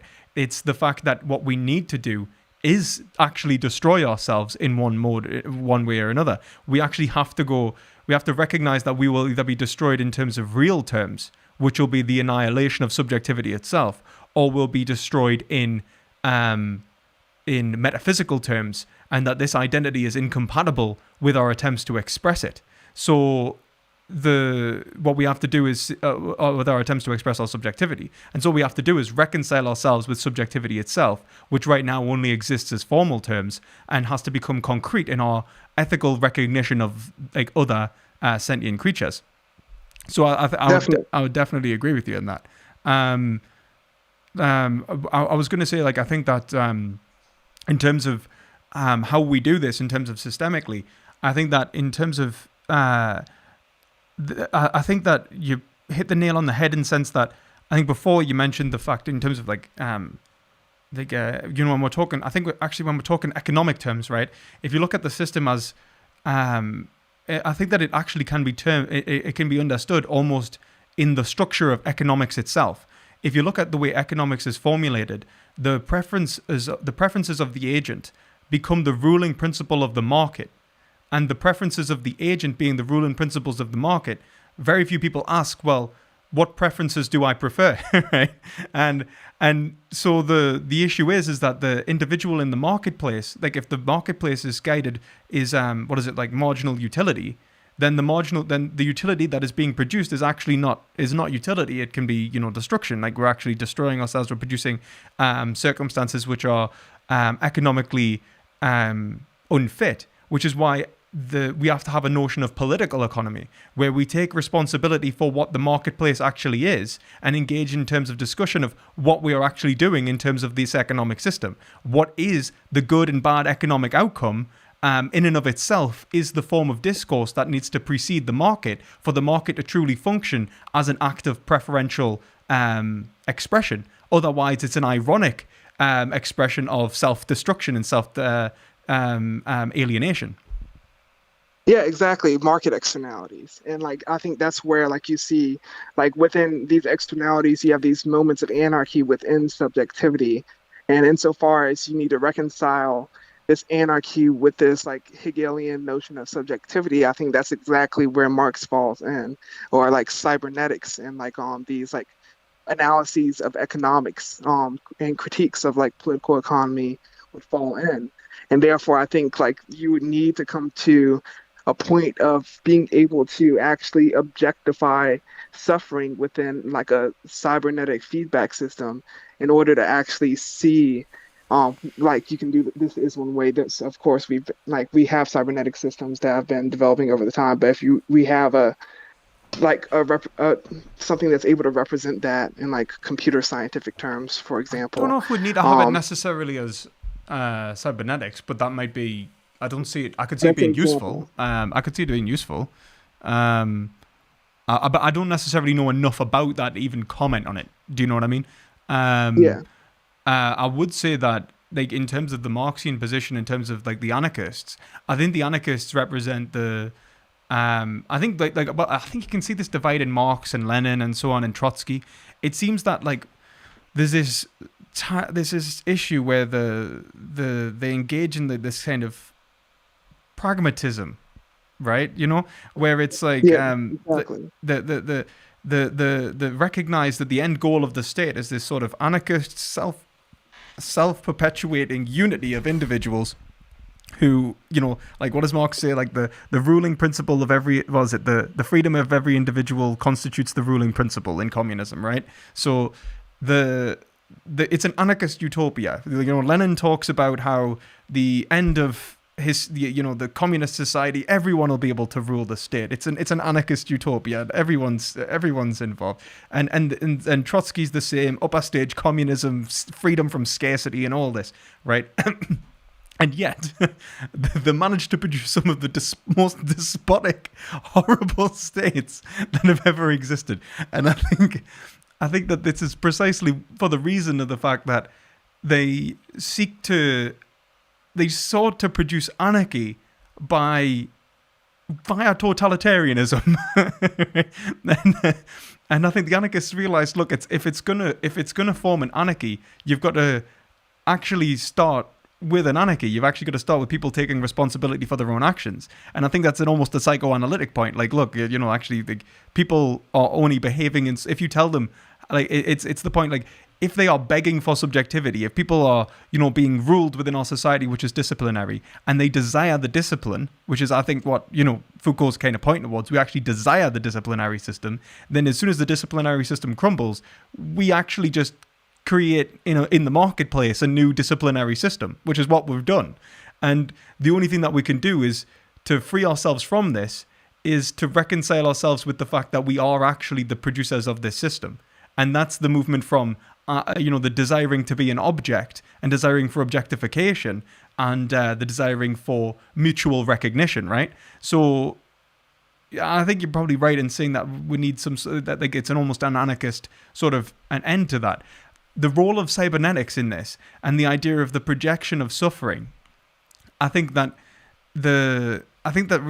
what it requires, like, because at the end of the day, it'd have to be a system which would be dependent upon the individual's recognition in the first place. So I don't know whether it would function in a way that we would intend or produce consequences that would be, let's say, abstracting suffering from the subjectivity of the individual. So you'd have to kind of tell us what that would look like. Like, what do you mean by the sort of cybernetic judgments of suffering to aid us in this sort of end, almost, utopian dream? Yeah, definitely. So like you can talk about the concept of, all right, like, like some places in the UK have already done, I think the UK has already done this. Like they have had like slaughterhouse scams implemented, right? Mm-hmm. Okay, yes. Okay, I see what you're saying. Okay. Yeah. So like insofar as like all these different systems of production that inherently have so you're not talking about a system of judgment, you're talking about a system of awareness then. Like, so it's not like it's about it's when you're saying that, like, when you're implying, so like continue. Go on. Yeah, definitely. And I think you were hitting the nail on the head too, because what I was saying was I think we need to lead from these moments of anarchy upwards. Instead of, like, I think that's kind of like the reverse of that is like what you kind of have with Lenin and like the rest of them and so on. Insofar as they try to like uproot the anarchy, but the anarchy, it must in a sense uproot itself. And like I think like the concept of the disciplinary society and so on, this actually leads back to like a very famous quote from Marx, where he said, like, I could be like a fisherman in the evening, hunter, trade, all that stuff. I think like the notion of the disciplinary society is that the disciplinary society is alienated from its own disciplines. Yeah. And I think that that alienation from its own disciplines is what I was speaking. Yeah, that's kind of like the Deleuzian, the realization that the ends of the disciplinary society are actually best suited for a non-disciplinary society. So you have a society that, rather than imposes discipline, sells it. It's the inversion of itself. Rather than telling an individual what to do, it instead puts a price tag on it, and the individual buys it and desires it instead. And I think it is funny. It's so ironic. It genuinely hurts. Yeah, but I think there's actually one step that's left in that, though, and insofar as the private like sector like commodifies this and packets it in these objective quantities, you in a sense still objectify the subjects. Like the subjects are now like commodities for exchange. Like insofar as like they are able to go into debt and so on, their values and stuff decrease. Because they are alienated from that system. So the creation of these like public systems, whereas everyone is treated as a subject that rationally enters the system, and the system is able to produce health insofar as it is able to in relation to whatever metrics have been created, is something that we need to like move towards, like the notion of the public health. And I think public health is something that we need to have to like actually reconsider our concept of the human, and reconsider the concept of the subject, insofar as like you have a dialectic between citizen and criminal, but the dialectic of citizen and criminal ends with the criminal. And insofar as the disciplinary society in its like earliest stages, it's more weighted to this end. The disciplinary society leans towards the negation of the subject into these various other disciplines from which is alienated from the discipline they may have originally wanted to join. So insofar as you have like this citizen criminal dialectic, and insofar as you have this a relation realization of the relation between anarchy, there's anarchy between the citizen and the criminal.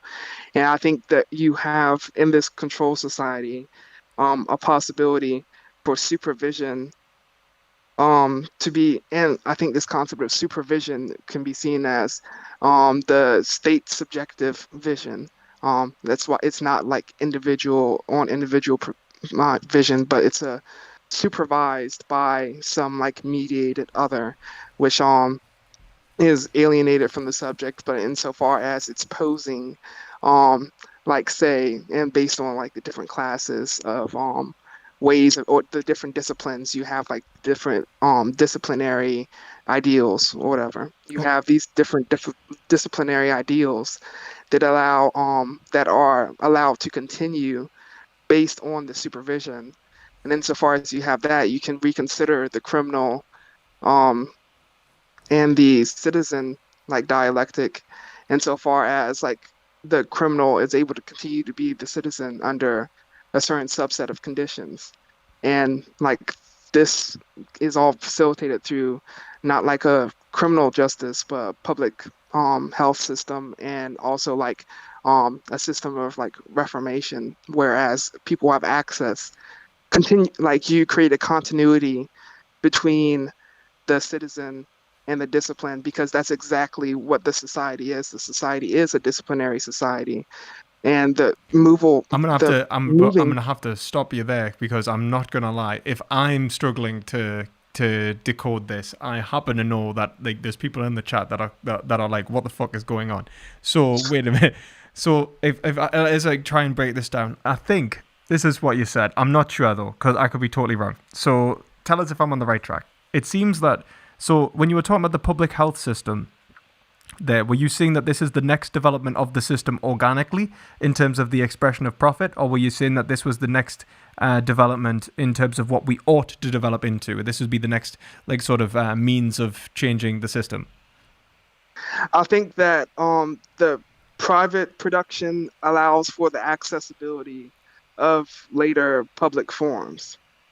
Right. I think like the system of value production creates so you have, for example, the concept of like a production possibilities curve, right? So like the corporation, for example, like the production of private entities led to the development of a public entity in terms of, let's say, corporations, which led to the development of, let's say, markets, which led to the development of, let's say, other like forms of corporate and public enterprise, that kind of thing. Yeah. Okay. It's like primitive, like private production, and the various forms that leads came to institutions that allow for primitive accumulation and accumulation up to the point where the development of the establishment of a public system is within the production possibilities curve. What you're kind of showing is that it's the emergence of Marx and Hegel, in the sense that, like, okay, people produce institutions, then institutions produce people, and then people produce institutions, and then institutions produce people, and it's this relationship, hermeneutic relationship between the individuals and their institutions, which lead to the constant reformation of society. Yeah. Okay. And so when you're talking about public health, were you saying this as the positive imminent development of society, or were you seeing it as because when you talked about the relationship of the citizen and the criminal in relation to public health, I'm not gonna lie, I was a bit lost there. And this is so there was two ways I thought I could take this. You were either saying that, one, that we ought to allow for the reformation of the criminal to continue as a citizen, rather than allow them to be criminalized, and this would be rehabilitative justice, like a form of rehabilitative justice. Right, that was one way. Another way I thought that it might be that could have been interpreted was the constant development of criminality and how that will be imminently fragmented within the continuing particularity of the state through the market structure. So what becomes a criminal becomes greater and greater particularized, and so you could have criminality that is contradictory so you could have notions of behavior and criminality which is contradictory even within the state, and so you have that happened in disciplinary structures, but to a greater extent, to which the point of the criminal and the citizen are interchangeable. The criminal and the citizen, the criminal may become the citizen, in the sense that criminality may become a rewardable process within the fragmented dissolution of the state, which is kind of being perpetuated in, let's say, identity politics. We sell one person as being the one criminal, one person as being the hero to two separate groups, and the relationship between those individuals and criminality itself exists as merely a mode of expressing what is the only interest of the state, which is profit. And so what we have is the criminal and the citizen are actually two sides of the same coin, which is the production of wealth, which is continuing, which is what kind of Foucault is kind of pointing out, right? So I think, was it the first one or the second one? I think it was kind of a mix both. It was definitely the first one. But also with the second one, that's also what I was speaking to. Insofar as you're able to rehabilitate the criminals instead of leaving them all right. So if we go more concrete for this, just abstract, concretize for a little bit for this specific example, felons, don't have access to guns. So they have a negation of their Second Amendment rights, for example. That's they lose access, and this access is mediated privately to something that's seen as something that's inherent to their subjectivity.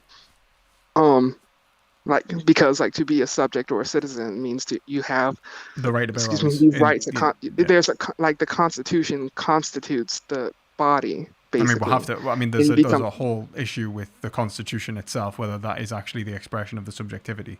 I'm gonna have to go in a second, by the way, because I promised I would come off in a second. But I think I know what you're saying. So you're saying you're negating the rights of the individual, which takes away from their subjectivity. But in doing so, you basically negate the possibility of their reformation as the citizen. Is that right? Yeah, and therefore, that's where the supervision that I was talking about comes from, where supervision would represent itself in some sort of more supervised community that allows for greater senses of freedom, and where people can pursue disciplines outside of the capacity to harm whoever for however amount of time that's been decided based on the system and so on. But yeah, then you have insofar as you have the criminal doesn't have access to all these different means of producing these disciplines that a disciplinary society has been meant for. So insofar as you have a overall system, the Hegelian justice versus the criminal justice, to move towards ideal justice. Yeah, if you alienate them from absolute spirit, then what you've actually done is created a slave class, is basically what you're saying.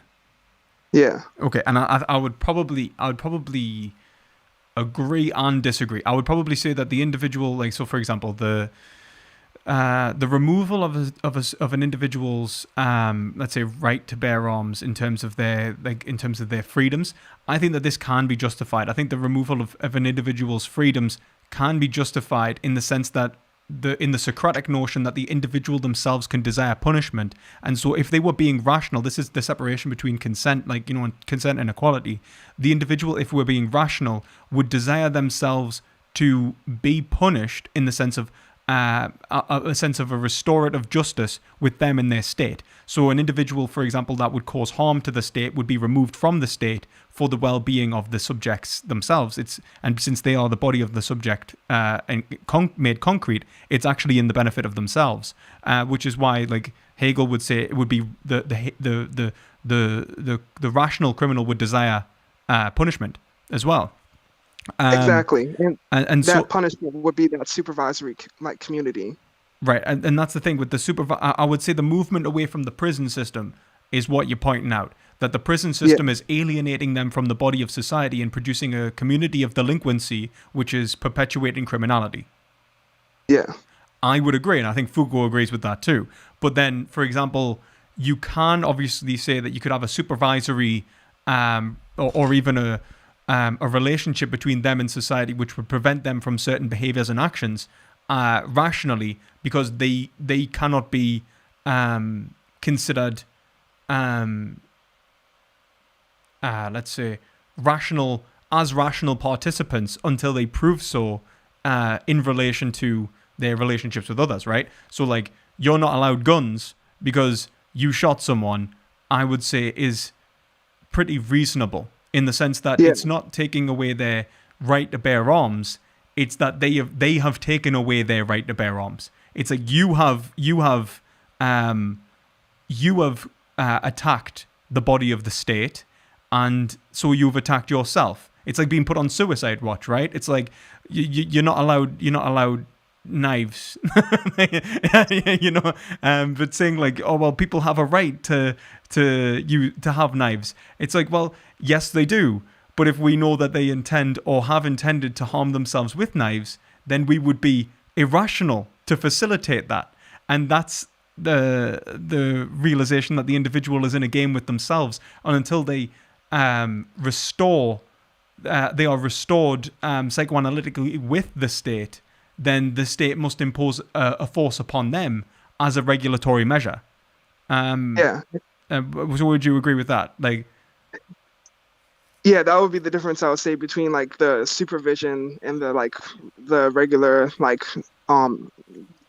vision that society would have onto someone. Like, the supervision would remove and place them under like a specific, like in a specific community, or insofar as like they have shown like the irrational like symptoms that's like kept under control, and they're restored to their rationality. I think I understand. And insofar as you return, and like this is also the debate that's been going on with like the prisoners being given back their voting rights. Yeah. Like insofar as they've like done the time, the restoration of their voting rights should be come with them being released from prison. And I agree. This concept also goes into recidivism as well, because if you lower the recidivism rate, I think you increase the rationality of the argument for the reintegration of that citizen from the sub community into the over community, or like the state community. And I will say, like with the it seems like to consider like a criminal has to be a citizen of the state. That's the point, right? Like, that's why I think like Hegel almost sees like an individual which murders as no longer a subject. It's like, well, like the only thing we can do is kind of kill you now, because he sees this as a problem. It's like, how do you restore the subject with the state itself if the only way that they could restore their relationship with the state is in terms of the debt that they owe is death. And so he's like, well, you can't. You got to kill them. Bye. Which I don't think is necessarily the best option, to be entirely honest with you. But I think that someone that commits murder, I'm not sure whether I would agree with restorative justice and how I would approach restorative justice with a murderer. But let's say, a much more petty criminal rather than, let's say, I don't know, serial killer or something, right? If we take someone that put into a community of criminals, they become delinquents. The behaviors that they perpetuate become worse and worse. They actually, deteriorate as subjects. They actually become more criminalistic, right? They become it hardens their behaviors. And I think what Foucault points out is that when the person is put into prison, they lose their individuality. They're made a prisoner. They're given the same clothes to wear. They're treated the same as everyone else, and that crime. And the punishment for that crime is no longer specific to the crime they've committed. It's totally generalized. And that generalization prevents from any self-development. And so the only way that if an individual is supposed to take responsibility for their actions, then we need to show them that they are an individual who committed these actions. These are the actions you've committed, and this is how you take responsibility for them. Make amends. And that's the whole idea of restorative justice. To actively make amends. But in prison, there is no restoration process. The individual's never made to actually reconcile themselves with their actions. That they're treated as if their actions lead them to the same overall punishment as any other action. It's not that they were wrong in their judgment. It's that we don't like what they did, and so they get locked up. Yeah, they weren't wrong in their judgment, but they're wrong in their being. Yeah. And that's kind of like, I think, like the aspect of how, like, and I think this kind of like deals like parallels with like the anti-psychiatry movement and stuff as well a little bit. Insofar as like there's like a need to like remove the essence of like essentialization from like the conceptualization of like, I think like you have these like, I think you definitely have these like platonic forms of thought as well within society, and because like of course culture, and this is kind of like taken from like a little bit of Bataille, and where like culture is like this transcendental thing where it's like this is the like the reasons are like within itself self-evident, the self-evident reasons of course like we have in the Constitution and so on, and like through the concept of like these eternal reasons, anybody that doesn't have the eternal reason, that it's not able to maintain the eternal reason, never had to begin with, so they could become less than reasonable, like in itself. Well, I think this is the sublime object of ideology, isn't it? Like everything is so like, you know, there is there's the thinking. If you aren't thinking the same as us and coming to the conclusions of the same thoughts as us, then you aren't one of us. And this is the thing. It's like, what do you mean you're questioning the Communist Party? What do you mean you don't agree with the Constitution? You know, and it's just like you at that point you do become, you don't necessarily become less than, but you can become enemy of. And this is the idea. And I think what happened with like, you know, even the whole what is it, the sort of anti-communist propaganda that existed in America. You know, capitalism is pretty much one of the sublime objects of ideology for the United States, and so the rejection of capitalism was a rejection of Americanism. It's like, are you unpatriotic? You know, and it's kind of funny in that respect. And it's the same thing, I think, and I still think this happens. I mean, if you look at the anti-Western sentiment in, like, say, China and in Russia, it's still the same. I mean, hell, you've got the Chinese banning like femboys and stuff from TV now. You've got them banning video games because they see it as like a perverse influence and things like that upon generations. So it's you know, this obviously happens everywhere. And obviously, I think I'm gonna have to call the conversation now because we've been going for quite a while. But it's been it's been really interesting though. Yeah, definitely. The only other thing that I was gonna say was, like when you consider that, like, how, like I was gonna talk about how would you involve like these like how would you create a homeostatic ecosystem in relation to that which we see the subject concerning like these animals as they exist outside, like within what we consider like nature, like the hyper object of nature has been placed upon them right now. How do we consider like that natural, moving from that natural to like a more homeostatic sense of subjectivity, like what you need to do, like gene editing, what you like tracking of the animals, making sure that they're healthy, like all this other stuff. But well, yeah, I think like this is it. Like I think when you start realizing that like we are nature itself, I think like then you start saying that we have to take responsibility in some forms for natural occurrences, but only in the positive sense and not in the negative sense though, right? Like, so like this is higher end moral obligation. Like when we realize the expression of subjectivity to the greatest degree may lead to our modifying ourselves in terms of taking the ownership of nature. You know, like the natural not the contradictions that exist in nature, but the contradiction that exists in the subjects in nature, being mediated by the self that is being produced by nature, is precisely what is happening in spirit, but it's happening in a way that is individuated to our being, or ourselves. But in terms of the material, like the only thing that we could do, like I think in many ways, is to modify the material relationship that exists in nature so that the subjectivity that exists in nature no longer becomes at least as frustrated with nature as it is. I think the only way that you can totally remove that frustration is to reconcile yourself with nature, and that is spirit. And that's what the spirit, I think, is meant to do.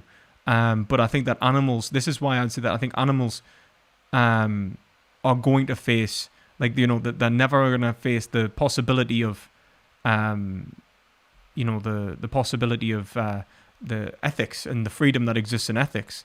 So unless you want to genetically engineer all the animals to become self-conscious, or something like that, or I think the only thing that we can really do is attempt to mediate the material relationship in nature so that it doesn't, you know, cause so much frustration as it does. You know, just be guardians or stewards. You know.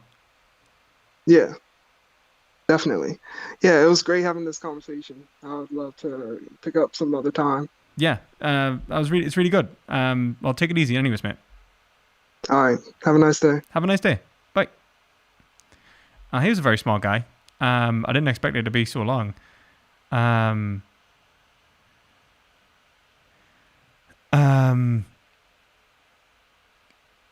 But yeah.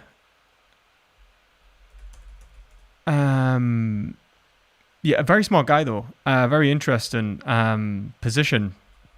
It's like very. I think he sounds like me. A couple of years ago, in some respects, in the sense that he still talks very esoteric. He's very much an undergrad. He's still thinking, and this is the thing. I'm just starting to get out of it now. The more I prepare, I don't know if you really like. Actually, before I say anything, what did you guys think of that conversation?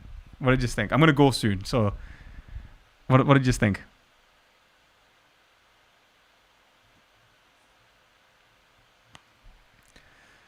You came in too late to hear it, man. Anyone else? Anyone else got any thoughts? Any feelings? But what is his favorite protein powder? I don't know. It was awesome. I've been here for like 90 seconds. Well, I think it was really interesting. I think he got some really interesting points, but I think that was some very esoteric philosophy, and I think he talks in still, completely lost. Okay, yeah. I think that he talks in very esoteric terms, and this is me saying this. I just want to point this out. This is. I feel like that's why I said he sounds like me a couple of years ago, because that's actually, I think I've gotten a bit better at talking in sort of less philosophically embedded terminology, like less esoteric terms, and it takes an unbelievable amount of like practice and patience that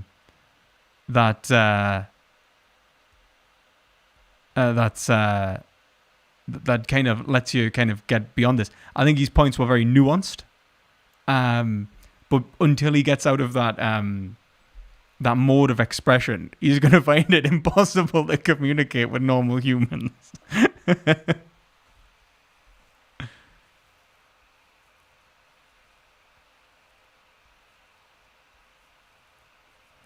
I think that this is that my point would be, I know that you're a liberal, but I guess my point would be like in terms of like whether the Constitution, because it's a sublime object, I would argue in itself, whether the Constitution is how we ought to be thinking about the Constitution, like replying to the Constitution like, well, that's unconstitutional, is not how you should be thinking about it. Like, but rather, is this right?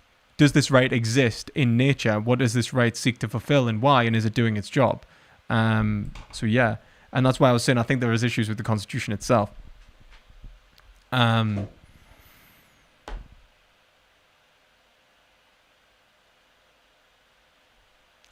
think if I was not into his philosophy, I would be more lost than I did in the conversation. I think that's the thing. I think it was a very, very philosophical conversation. I think that like that was probably one of the most philosophical conversations I think I've ever had on this channel.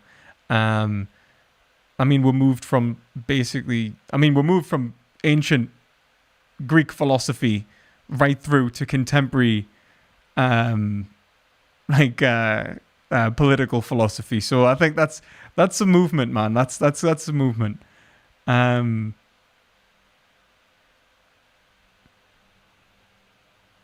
few parts where you went into some applications that's concrete example were easier to follow. I'm glad. I was trying to make it easier. I'm not gonna lie, because I'm trying to translate. Because I'm trying to at the same time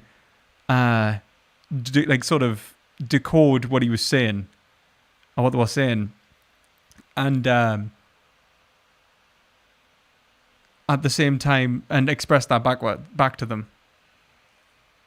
Oh, you're the person that I just talked to. Oh shit. Oh well.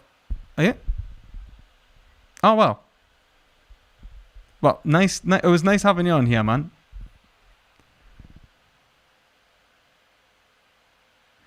Like, yeah, I think that. But yeah, I think that that's it. Like, I think there was points when I was trying to kind of decode what he was saying or what they were saying. I don't know what your pronouns are. I'm just assuming that because your name was Draco, and Draco Malfoy's a boy. So it presents male. I guess that's how I'd have to presents male, presents masculine. I don't know where I am anymore. I'm just getting myself into some sort of postmodern, not postmodern, but post-structuralist hell. Anyway, so that's it. So, actually, is there anything you'd prefer that I refer to you as? Because that would make my life so much easier right now. But anyway, they said that and what they were saying, I think, was totally understandable in the sense that in concrete philosophical terms, it was just taking a lot of time to almost think those terms through and see where their conclusions were going and what they were arguing, and then try and put that in less philosophical, more sort of normal, ordinary language terms to then express back to the chat.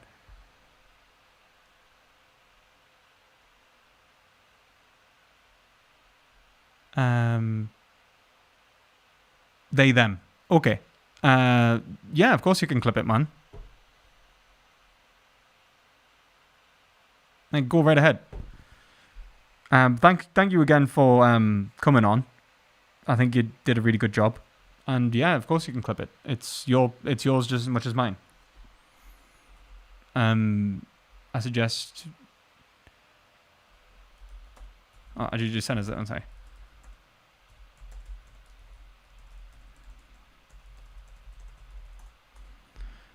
Right. And yeah. I hope everyone enjoyed the conversation. I'm very tired now. I'm gonna do my best to. I think just go to sleep now. Actually, I think I'm just gonna go to sleep. Yeah, of course. I mean, I think from what you said, you definitely know a lot of philosophy. I think if you wanted to start a channel, I would suggest doing exactly what I didn't do and practice on saying these things to normal people. But it comes with experience. The more that you learn, and the more that you do it, the better you get at it. So yeah, 100%. I'll definitely give you a shout out though. It was very good. It was a very good conversation.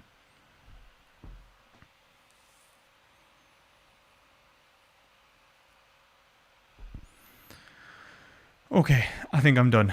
Guys. I don't think I can take any more. I think like that on top of all of the veganism discussions and then just the incredibly weighty metaphysical political analysis, I think I'm done. I think I'm done.